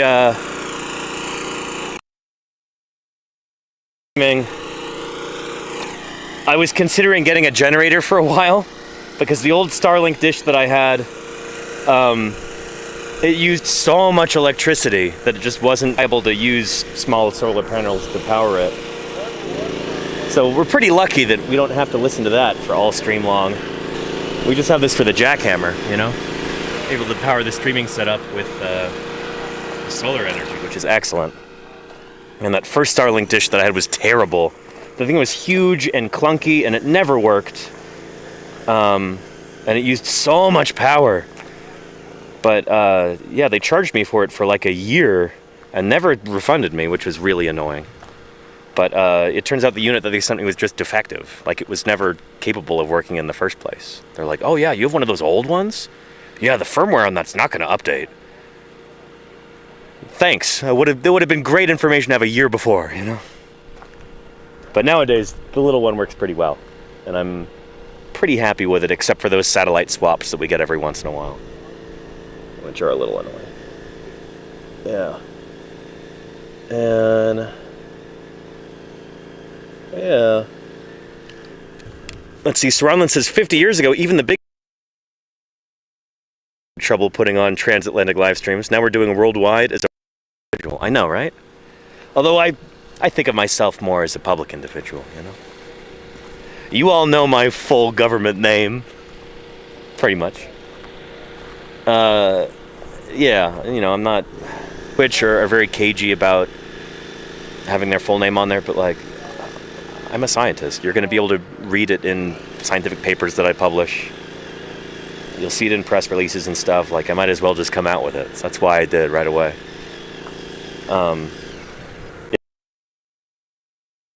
Why other people don't want to have their full legal name up public on the internet. But for me, that ship has sailed. Yeah.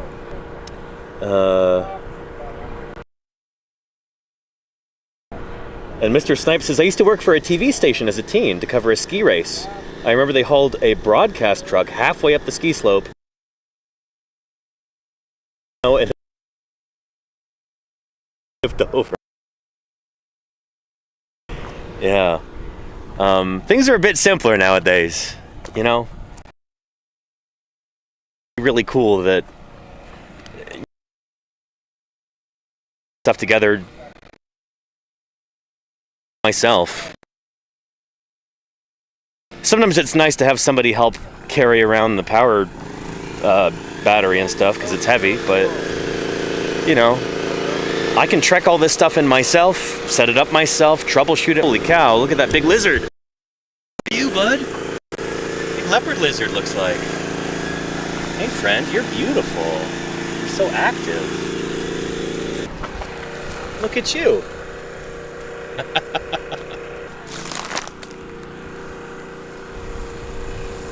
A fast critter.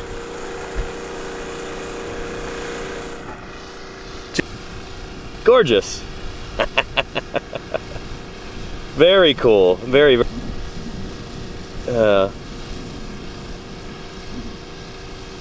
Not a terrible lizard, though. No, that was a very good lizard, Awkward Cyborg. I gotta say. Oh, yesterday, by the way, there was jackhammering going on in the quarry, and I was kind of resting in the shade as that was happening. And a lizard decided to just walk over right up next to me, and we're just hanging out for a minute. And I put my hand down on the ground, and she walks over and just climbs into my palm. So I just had a lizard hanging out in my hand, kind of like licking my hand a little bit, probably after the sweat, all the salts. But that was really neat. I can show you a picture.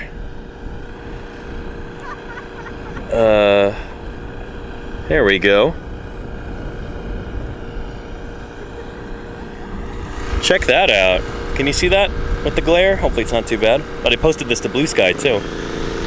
Not totally sure what kind of lizard. Could be a common side blotch lizard, or could be a sagebrush lizard. They look very similar. But really neat. Just with the sauropsid there. What a neat critter. We do have a lot of good lizards around here. We're very lucky in that regard. Yeah. Thank you, Charlie's Dragon, for posting that Blue Sky link. Yeah. And somebody said, wants to know why you're digging up. So dinosaurs are not the ancestors of lizards. They are not closely related at all. I want to make that really clear. I know people like to call dinosaurs lizards. The word dinosaur literally means terrible lizard, but it's a misnomer. Dinosaurs are not lizards. Lizards belong to a separate group of reptiles called squamates, and dinosaurs are not part of that group.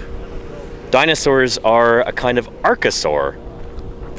So dinosaurs' closest living relatives are birds, because birds evolved from dinosaurs, so birds are dinosaurs.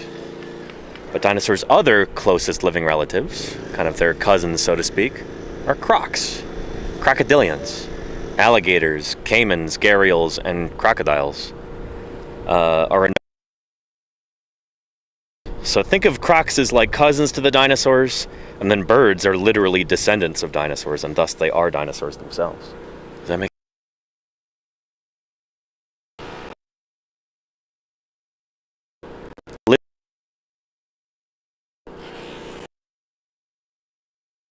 other side of the reptile family tree, not really close to dinosaurs at all. They are diapsids at least, but that's still pretty far. Yeah. And Charlie's dragon, a couple of northern lizards, nice. And there you go, visibly upset. Yeah. So when the word dinosaur was coined in 1842 by Richard Owen, here saurians, or sometimes terrible lizards, Dinos and Sauros, was a terrible lizard. Back then, they didn't really have a good understanding dinosaurs belonged on the reptile family. The idea of a was still.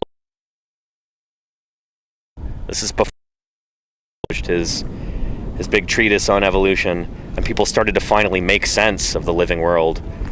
You know, figure out that, oh shoot, living things are related to each other, aren't they? These are not superficial similarities that we can group critters together with arbitrarily. It's like, no, what we're seeing here is actual relatedness, phylogeny. But even way back in the day, people like Richard Owen and Gideon Mann realized that there was something really special about dinosaurs. And they thought they might be close to crocodiles or something. But they were different in some key ways, intriguing ways. Unlike lizards and modern crocs, who hold their limbs out to the sides, they sprawl. You know. Here, let's put the camera down and I'll demonstrate for you. Ugh. I do this because I love you, chat. So, critters like alligators, crocs, lizards, etc., they have sprawled limbs. So they hold their arms and legs out to the side like this. They kind of walk around like that. And it works for them, but for somebody like us, like mammals, it's pretty awkward. Our limbs don't naturally work that way. You know, our legs are held directly underneath our body to help support our body weight in a really efficient way. And dinosaurs were the same way. Their limbs go straight down, with a few minor exceptions, but in general, dinosaur limbs straight down like that. Like a horse, like an elephant, like a bird, or like people. So again, upright versus sprawling. So that was one of the ways that early fossil researchers, people like Owen and Mantell and Buckland, they were able to figure out, hey, dinosaurs are something special. They're not like other reptiles that are around today. Little do they realize that they are like certain reptiles that are around today. Birds, strictly speaking, are a kind of reptile. And dinosaurs are a kind of reptile. Nobody realized that at the time. It would take the discovery of critters like Archaeopteryx to help demonstrate that. But, yeah.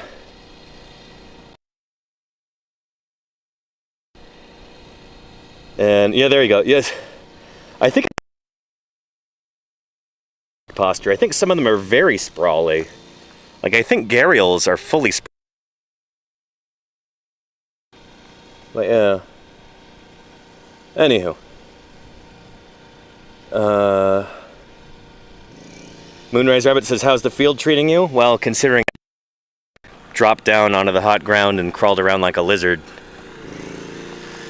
maybe somebody should do a welfare check. I'm doing pretty well. We've got 1.5 full days of work left at this site before we have to wrap up. It's going well. Yeah. Right now to get big iguanodont jacket with a bunch of limb bones in it. So noisy. It's hard to hold a conversation. Generator. Jackhammer there. Cutting away at that so we can flip that jacket over, pare it down, make it more lightweight, and we'll hand carry it to the truck once it's all sealed up. So this is our primary thing. We get this out, and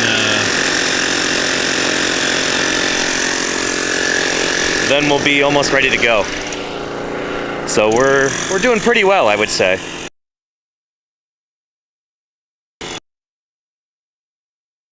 This is not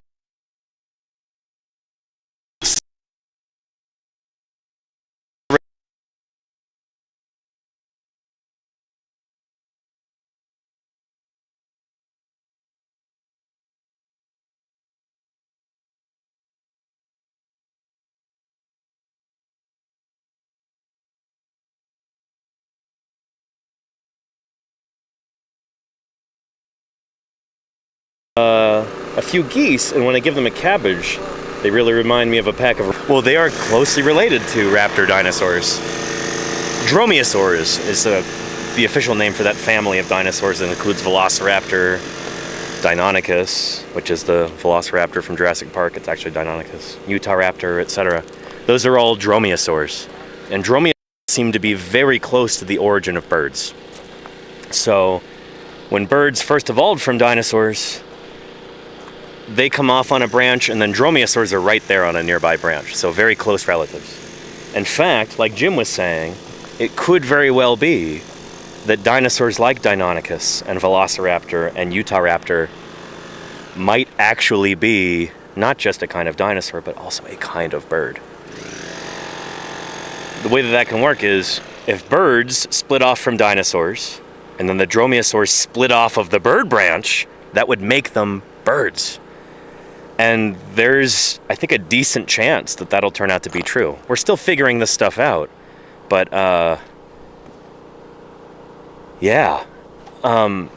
Like birds, dromaeosaurs have all kinds of different skeletal features, wishbone, pneumatized vertebrae, semilunate carpal in the wrist, allowing them to kind of fold their wrists like when they're folding up their wings. They literally had wings, too, so fossil feathers.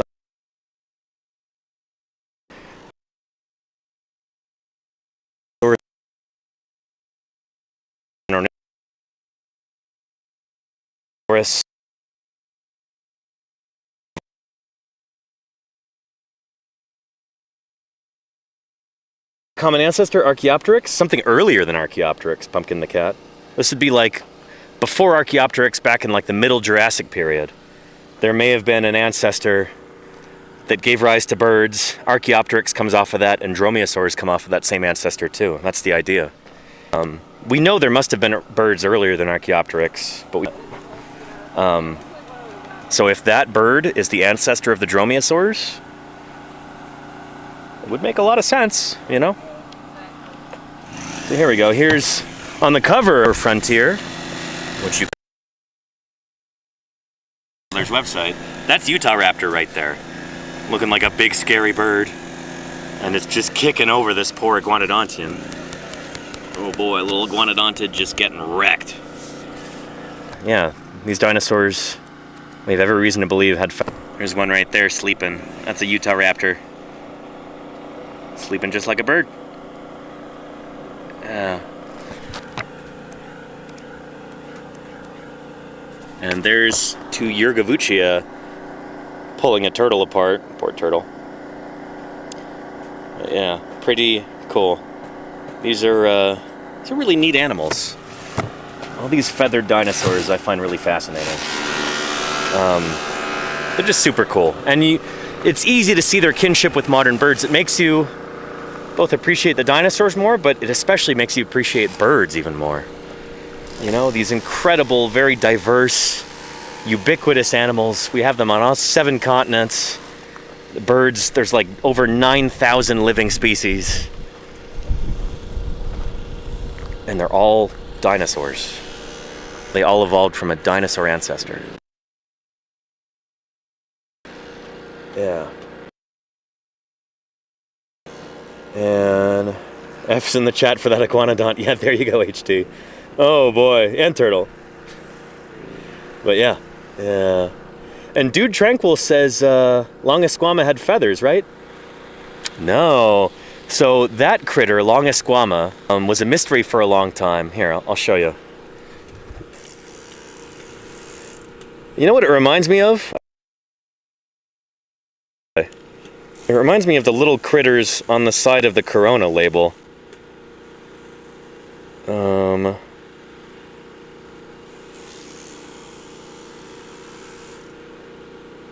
Yeah, there we go.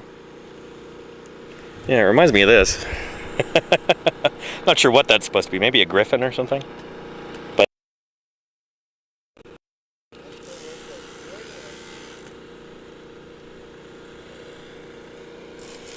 yeah. Which is a Triassic reptile with these big back. There are some paleontologists who are like, oh, dude, those are feathers. That means birds evolved from these guys, not from dinosaurs. But that view has never really been in the majority. Always. Now, I think one of the last for that idea is that similar critter from the same family that's also got plumes like that, but they're a little bit better preserved, and they show that they're not feathers.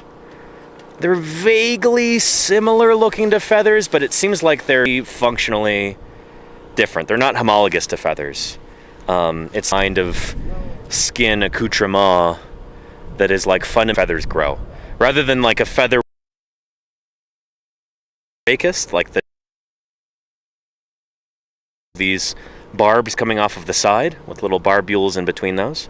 Instead, this is like one long one, and then there's just things kind of like getting off of it in a very different way from how it works with feathers. I forget the exact details, but this just happened like maybe a week ago, maybe 2 weeks ago now at this point. New publication. The critter was called Mirasaura. Mirasaura.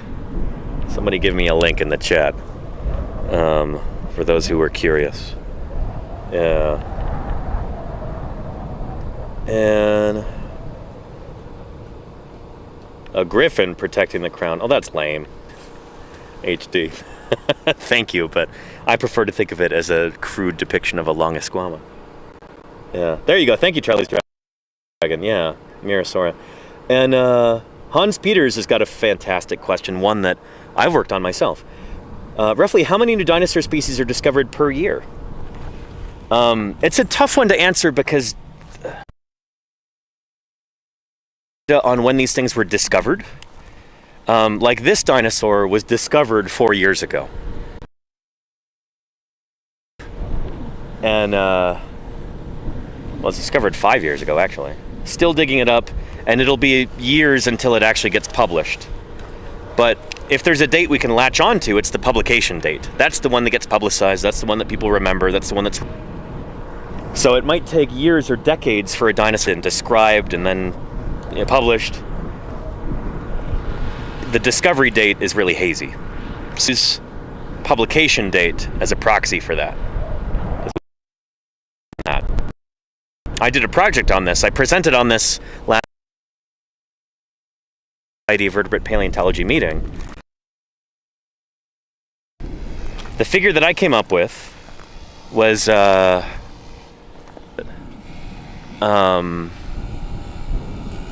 think it was 35 new dinosaur species or genera published from 2015 to 2024. It was like 35 dinosaurs named each year. The number goes up and down, but that was it on average. So that's, no, it was 38.5, that's what it was. So it gets published once every 9. Yeah, in some years there's been 50 or 60 plus. Some years it's in like the high 20s. It fluctuates.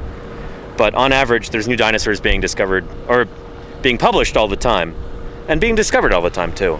But often there's like 10 or 20 years in between discovery and publication. And Sparky Pugwash. Oh, hang on. Iceman West first has a question. How many phases of digging are there? Is this getting funded for each new phase of the dig? Barely, but yeah.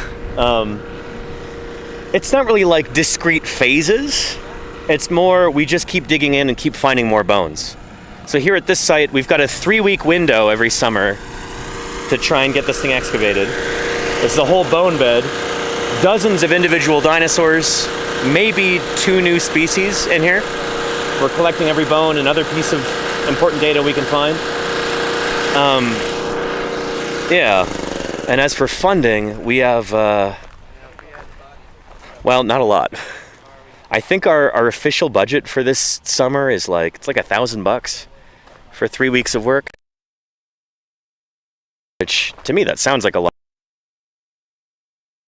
Compare that to anything else that's, you know, has state or federal funding, and this is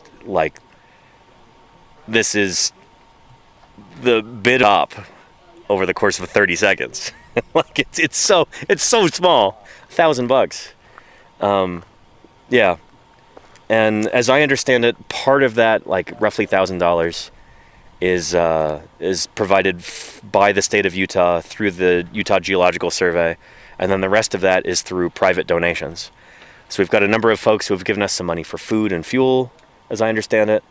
I've actually donated some materials, like so some of the tools that we're using I actually donated.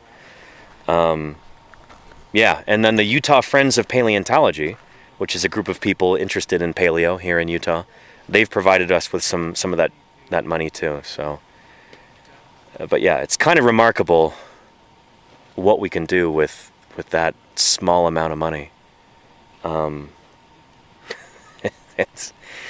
It's wild. Yeah.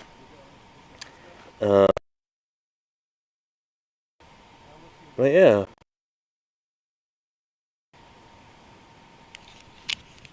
And 12 hours on, 12 hours off kind of digging, says Iceman West. Oh no, so in this case, generally from about 9 to 5. We got out to the quarry around 10 a.m. today, so we'll probably work 10 to 6. Maybe to really get some of this stuff out. Our hope is that we can get that jacket.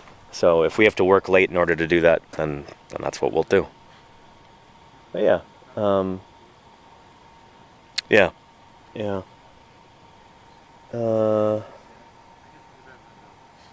Vike says, I'll pay $1,000, name a dinosaur after me, lol. We should probably ask for more than that if we're going to name a dinosaur for somebody. But, like, there are folks who have funded paleontological excavations and then had a dinosaur in their honor. Yeah, that's not uncommon. We actually have a few people that we're thinking of naming critters after who have helped fund some of our work. And Kylosaur,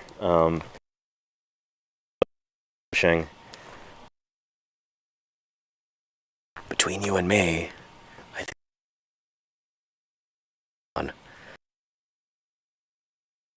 is going to have a dinosaur named after him. That's pretty exciting. But anyway, yeah, sometimes that gets critters named after people. Enigma, Molly Borthwick, I think.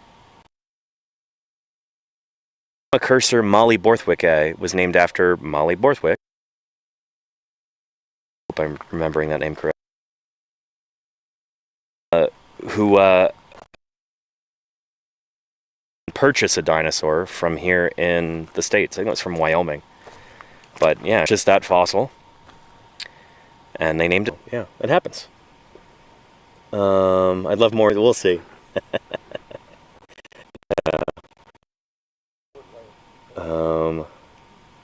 And real choppy right now. Interesting. What's going on with the satellite? Let me check on this. What's it doing? Statistics. Says it's doing okay. Alignment. Starlink is aligned. Yeah. Hopefully we're better now. Yeah. That might be a Twitch thing rather than a satellite thing. Again, there's a lot of moving parts in a mobile stream like this. There's a lot of different things that need to go exactly right for it to work. And we've been pretty lucky so far, but sometimes something gets askew and we lose signal. Yeah. It's a bit better now? Good, Murph. Okay, cool. Anyhow, we had another question about genera and species, I think. Where was that? Let's see. Oh, Utah Raptor 14 says, this is more of a trivial question, but how much diversity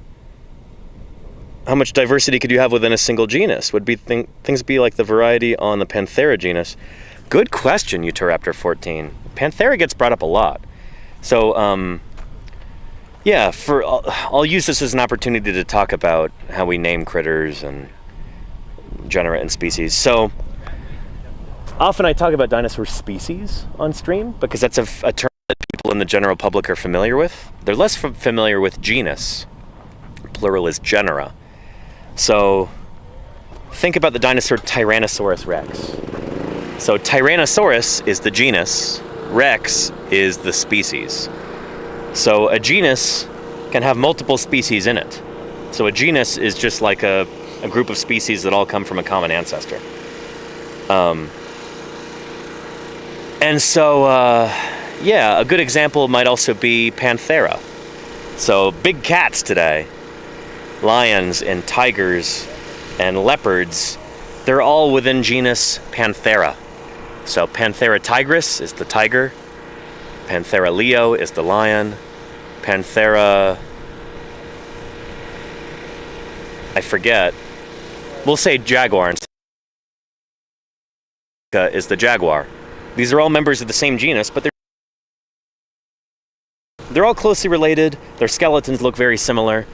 What Utah Raptor 14 in the chat wanted to know was, do we have the same thing for dinosaurs? Can you have this? And how do you tell them apart? Skeletons of lions and tigers and jaguars, they all look pretty similar.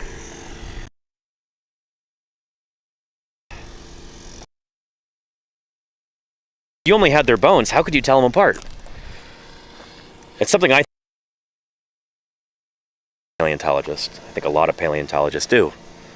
As far as dinosaurs go, most dinosaur genera that have been named only have one species in them. Find two different dinosaur skeletons that look a little bit different, and you'll probably genera, even though maybe they're part of the same genus.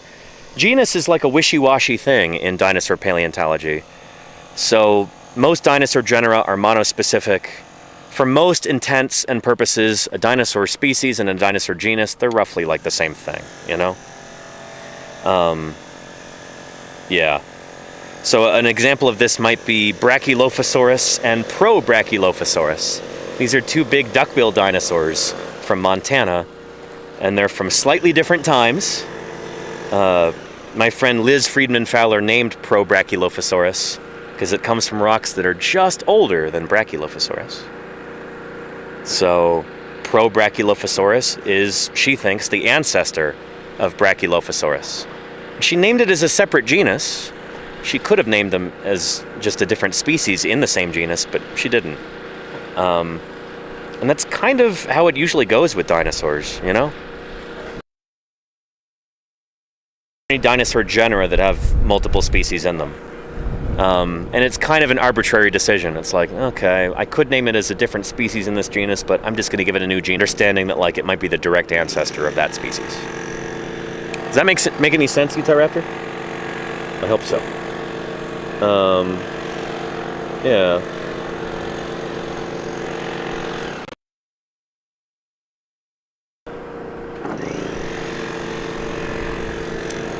Crimson says, in some genera, aren't there some species thought to have evolved from another, like within Camarasaurus? It's disputed for Camarasaurus. You have Camarasaurus lentis and supremus and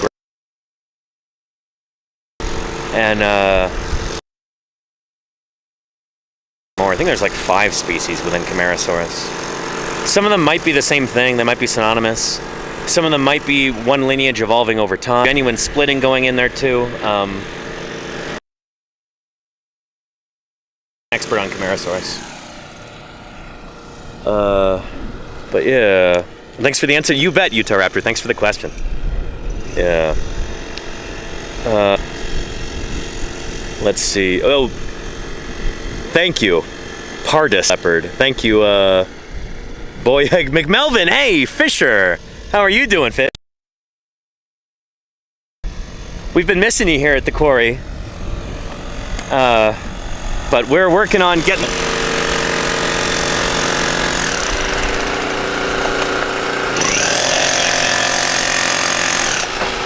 With the jackhammer.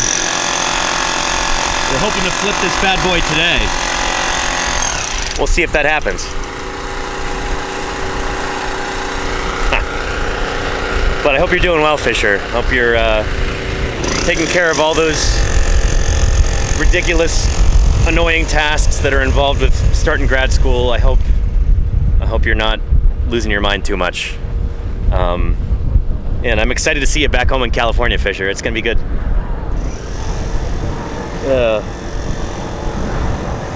All right, let me scroll back down. Oh, and that's interesting, Charlie's Dragon. I wasn't aware of that. We've got a pretty good fossil history for some of those Panthera species. Cool, cool, cool. And Dinah Wolf says, did you hear about the movie coming out called Primitive War? Yeah, I've heard a couple people talk about it. Wasn't it like dinosaurs during the Vietnam War? Yeah. I can't say I'm super excited about that, because it's probably going to entail people doing very unkind things to dinosaurs, and I'm not a fan of that, you know? I'm a paleontologist. I'm in the business of resurrecting these animals and caring for them. You know, we dig up these bones. We're very precious about it. Try to treat them very... These are and we by how the bones fit together, looked like in life, we are, in a sense, bringing them back from the dead. You know, that's what I've devoted my life toward. Dinosaurs is not something I enjoy. Yeah. What I do some of that. It's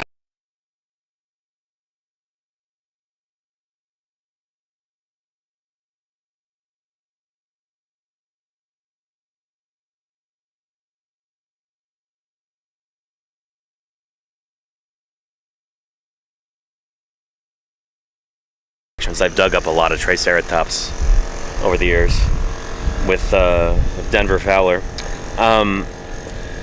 But yeah, Triceratops is pretty cool in that we've got a whole bunch of different, probably between like 500 and 1,000 different Triceratops specimens that have been excavated over the past century and a half almost. And a century and a quarter. Century and a, whatever. Triceratops. It's 2025. Yeah.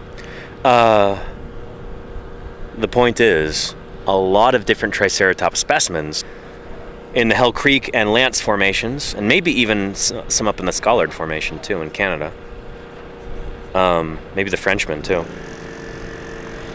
Triceratops from a wide geographic area and from a pretty decent chunk of time.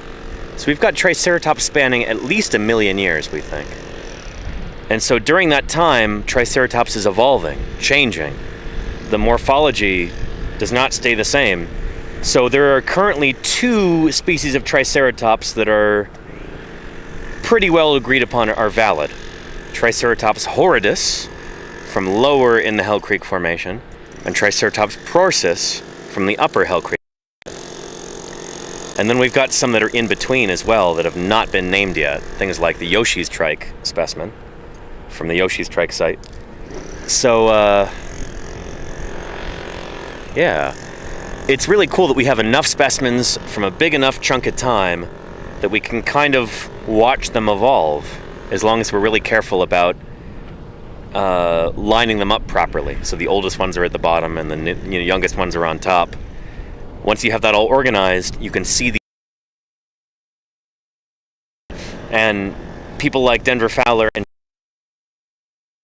published on this. I think this is an example of anagenesis or lineage. So anagenesis just means evolution without... So instead of one species splitting into 2, instead you just have one species that's slowly changing over time. It's the same gene pool being segregated into 2 gene pools that later become 2 species. No, it's just the same gene pool over time. And the more Triceratops specimens we find, the smoother the nasal horn grows from the lower to the upper Hell Creek, from Triceratops horridus to Triceratops prorsus. And I think that's really cool. Even of something as big and hard to dig up as a dinosaur, you get enough of those and you can watch evolution take place over geological time, over, say, 1 million years. That's pretty incredible. And I'm convinced that the more we do that kind of field work and dig up a whole bunch of different dinosaur in the same formation, and we're really, placing them stratigraphically, so exactly which time horizons. You line them all up, and you'll start to see that trend, Dinosaurs evolved pretty quickly. We've got evidence of pretty rapid evolution in different dinosaur groups. And once you get enough data, you might actually be able to see that on a small scale. Intraspecific evolution, like evolution within a species. Anagenetic lineages. I think this is something that's going to become a big deal in the future of dinosaur paleontology, and we're just seeing the first glimmers of it right now. It's exciting. But yeah. Question.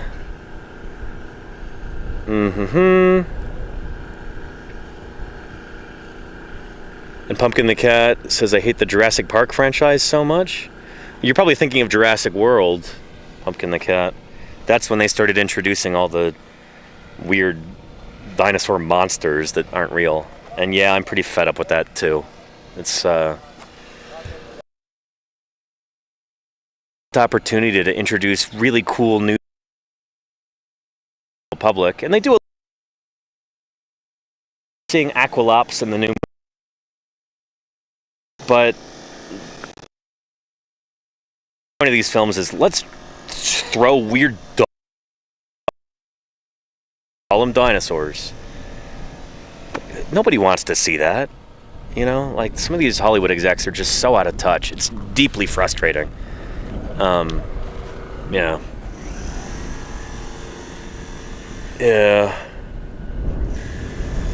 And Crichton J says, very cool, I found you on. I'm glad you did. Beautiful things about this platform is you can just kind of stumble onto it, didn't know existed. This is why I much prefer Twitch to like YouTube and stuff, Before I started on Twitch, I had a YouTube channel where I spent a lot of time and effort putting together carefully edited videos, and maybe I just wasn't that good at it, I don't know. But the algorithm never picked it up, and hardly anybody ever watched those.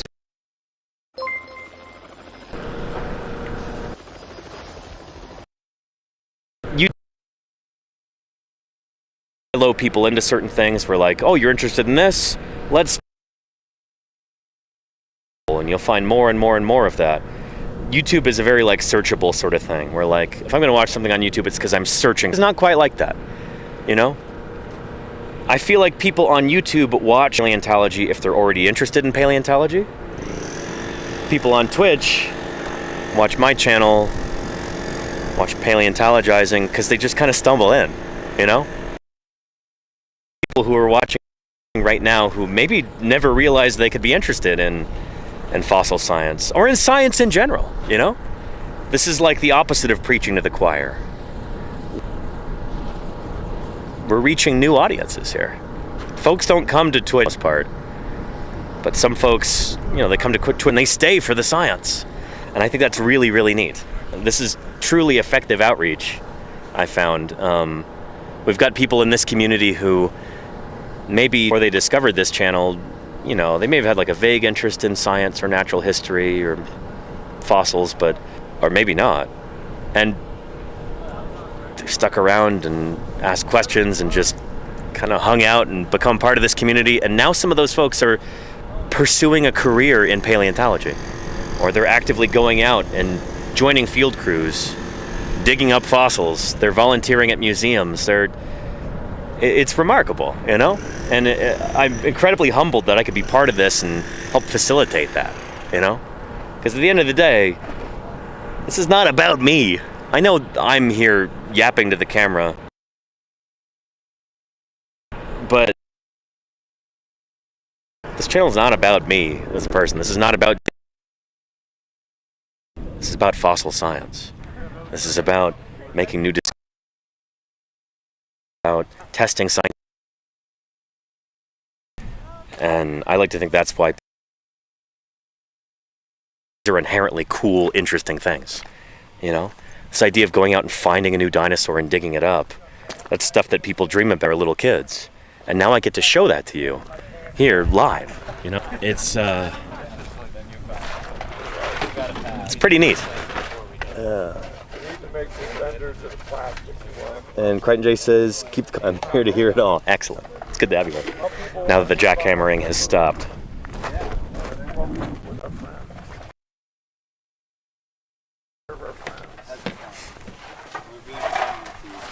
All right, let's get in. It's wiggling. We're trying to. All right.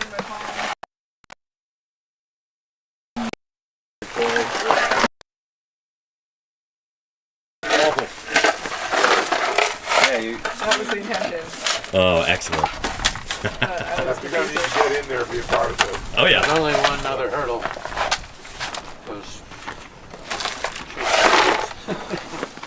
Let's put our brightest minds to it, shall we? And we just popped it like that for a few minutes. We could. Yeah. Have the weakest person hold them up. Oh, that's right. We're going to need to move those, We'll lie down. the legs of the shade tarps here in order to be able to flip it in that direction.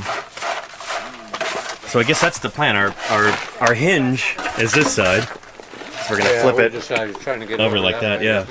Yeah. Smartest thing. Makes sense.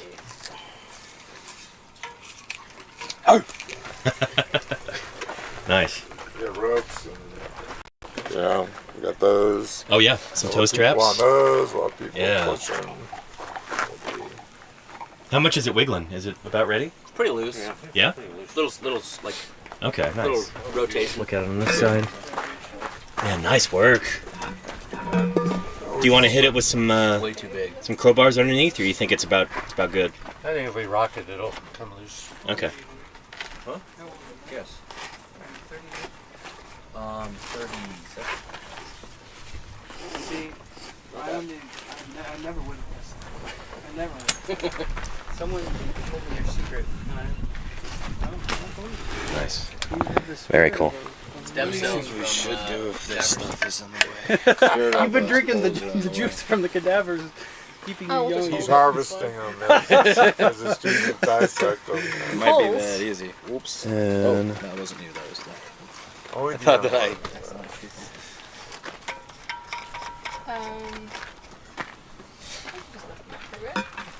Should be enough to. Yeah, I guess so.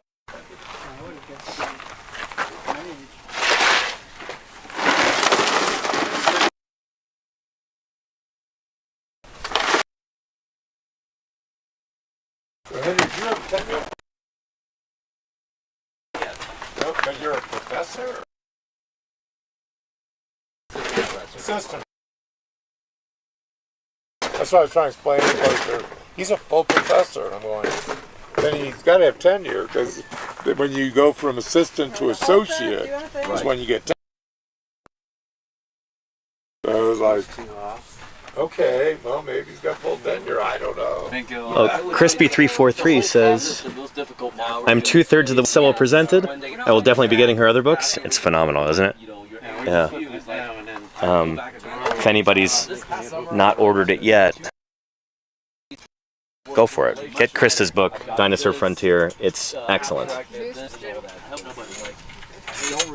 And Horklump says, what's in there? So this, I call a field jacket. So there's a whole bunch of dinosaurs that are contained within this from our iguanodont dinosaur. Dinosaur that will look as I drop my sunglasses.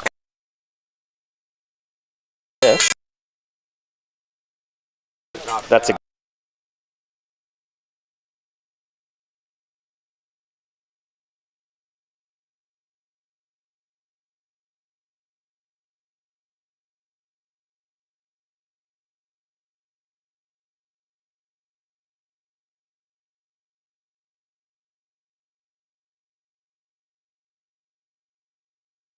Yeah.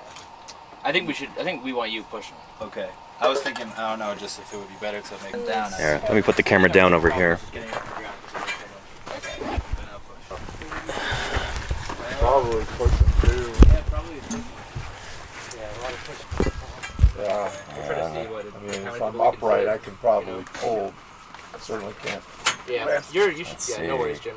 Okay, cool. That's pretty good. Sure, yeah, do a little. Okay. So we're all gonna organize ourselves over here. Get ready for this jacket. There's a non-zero chance you'll hear some foul language here.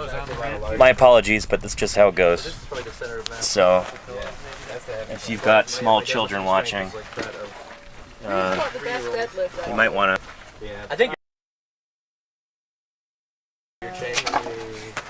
Scientists work. So you want to grab that pillow? Okay, what's everyone's schedule? I don't know. You gotta be ready to jump out though, because you're gonna be kind of pinched between. Do we want to grab that second toe strap and throw it on there too? You can. Yeah. Okay. Careful your head down. Mine's for the gap. I'm not to have feet. Have no lower leg. Yeah. Everybody else is on Bloody awful. steel-toe boots only. Yeah, I have open toes.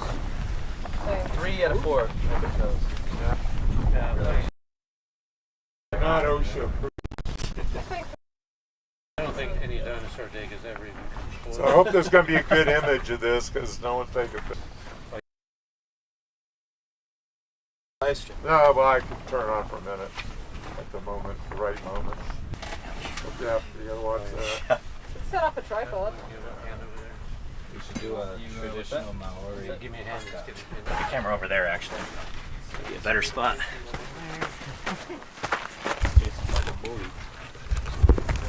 used to do the locomotive pull when I moved work. All right. Yeah,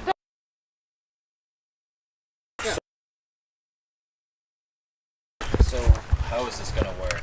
We lift. we lift and High, like at that angle, then the pulling really helps. Okay. Yeah. Go completely over. we don't want to get it to here and then let go and drop. We would just need to. lower it. I think Exactly. so. But I like think so. Dropping we don't need isn't to that worry bad. about. We don't need to worry about the speed at which it. Oh, We don't need to arrest its fall. We just flip it. Nice if you could, but I don't think Yeah, you it's can. just it never works like. It should never we works. try and do Okay, that? let's No, we should just try to flip it as fast as we can. Okay, so we're gonna do it fast. okay. We're gonna go for speed here. As fast Yeah, as we yeah, can. yeah. Alright. Okay. If you want to help. Let's just do a test run real quick, okay? We're just gonna feel it Yeah. on rocket. 1, 2, 3. Keep going. Oh, all right. Let's just send it. Ready? Yep. 1, 2, 3. Oh, go! Watch out! Nice. Perfect. All right. How's the other side look? Oh, that was easy. Yeah, that was not very hard. Okay. Beautiful. Well done. Right. Applause. That was pretty chill, yeah. And we'll just let this guy incubate overnight. Yeah. In the morning, there's going to be thousands of newborns. This will dry out and pop off. And then hopefully we can make it quite a bit So smaller. Danny, Yeah. we got to share stills out of that mess. Oh yeah. No one was photo. Wow, we're even We'll have some What some is clips too, I'm sure. People will clip it. even be able to get the straps out. Oh, seal it down. Yeah, let's not do that now. Tomorrow. Yeah, because it'll dry out nicely overnight. I don't believe how well. I think we can. Yeah, that was. So this is, I think, probably weighs like 1,000 pounds. But we're gonna remove a lot of the rock. Hopefully we can get it down to, Yeah. to 10 inches deep. Uh huh. This up. Roster off too. Right. But it'll be a lot lighter. Gotta carry We this thing had by such hand to the competent truck. rock under here. It was really nice. Yeah.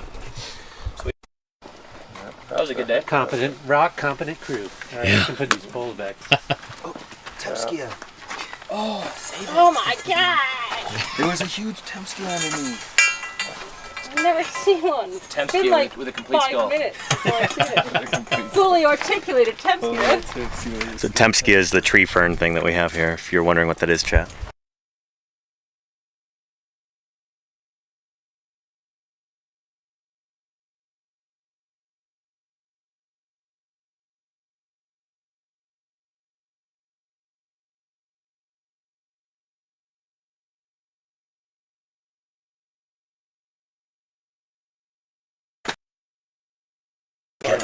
Oh boy. Now I'm just A lot smaller. well, I mean like Yeah. the dimension, the width. Oh. Got back on my wrist here.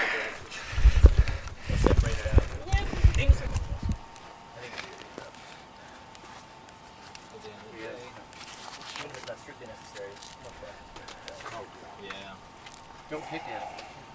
Let it heal. Yeah, I think that thing. All right. There we go. Excellent. The bigger the jacket, it's like, alright. So you just witnessed the big flip of the summer here, and it went off beautifully. Textbook flip. That's the mark of a good crew and some luck too. Really glad that the rock underneath held together, didn't all spill out from that hole in the bottom. That would have been a disaster. It happens sometimes. Didn't happen this time. And we worked hard, we did it smart, and we got lucky too. Those three things combined led to like a perfect flip. So pretty happy about that, and I'm glad you got to see it live. You did get to see it, right? Didn't cut out then? Yeah. So hopefully some people clipped that. And that was a big jacket, Vexy. Absolutely, yeah. Bunch of limb bones from our new iguanodont in there. Exciting stuff. I'm thrilled. And that also means, you know, since we got that done, we're kind of on easy street now. The only things we have left to do here over the next day and a half are get that jacket pared down, reduce the weight, and then put a lid on it, a bottom jacket, carry it to the truck, and then we've got a few other little bones here and there to get out, but that should be pretty quick tomorrow. We're doing great. We're making good time. We're supposed to be out of here first thing Wednesday morning. Looks like we are on schedule for that. I'm happy. It's always a joy to be out here in the field, doing field work, living out in the desert, hanging out with good people. These are my people out here, you know? Love being among my people. But 3 weeks out in the middle of the desert, no shower, not seeing friends and family back home. It'll be a little bit sad leaving, but I'm also excited to get home, be back in civilization, sleep in an actual bed, take a shower, Lordy and Ios and the cats, and go see my family, see my friends. It's gonna be good. So anyway, it's looking like tomorrow is probably going to be our last stream from here. So I hope for that.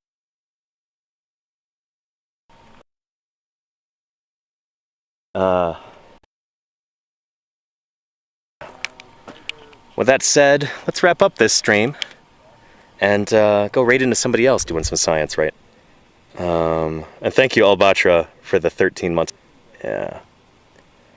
And this is which desert are you in, generally speaking, for this stream? We're in the desert of eastern Utah. Name, it's not the Mojave. We're out on the Colorado Plateau. So, desert? I'm not sure. I'll get back to you. Yeah. Who else is streaming on Twitch right now? That's not working. Oh boy, Twitch app. Okay.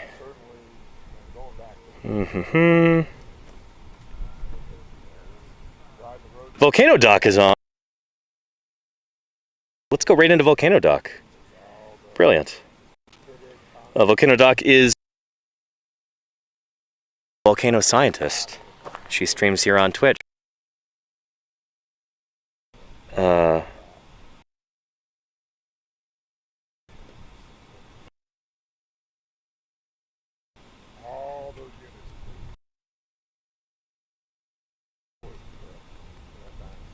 Volcano Doc. Beautiful. Well, everybody. In here today. Thanks for tuning in and seeing. Every time you something like that on a live broadcast, there's always the chance that it's going to be a disaster. Buddy, we're going to go continue the science over on Volcano. Let's go right into her and bring your best volcano questions for her. All right, take care, everybody, and I hope to see you tomorrow. Bye-bye.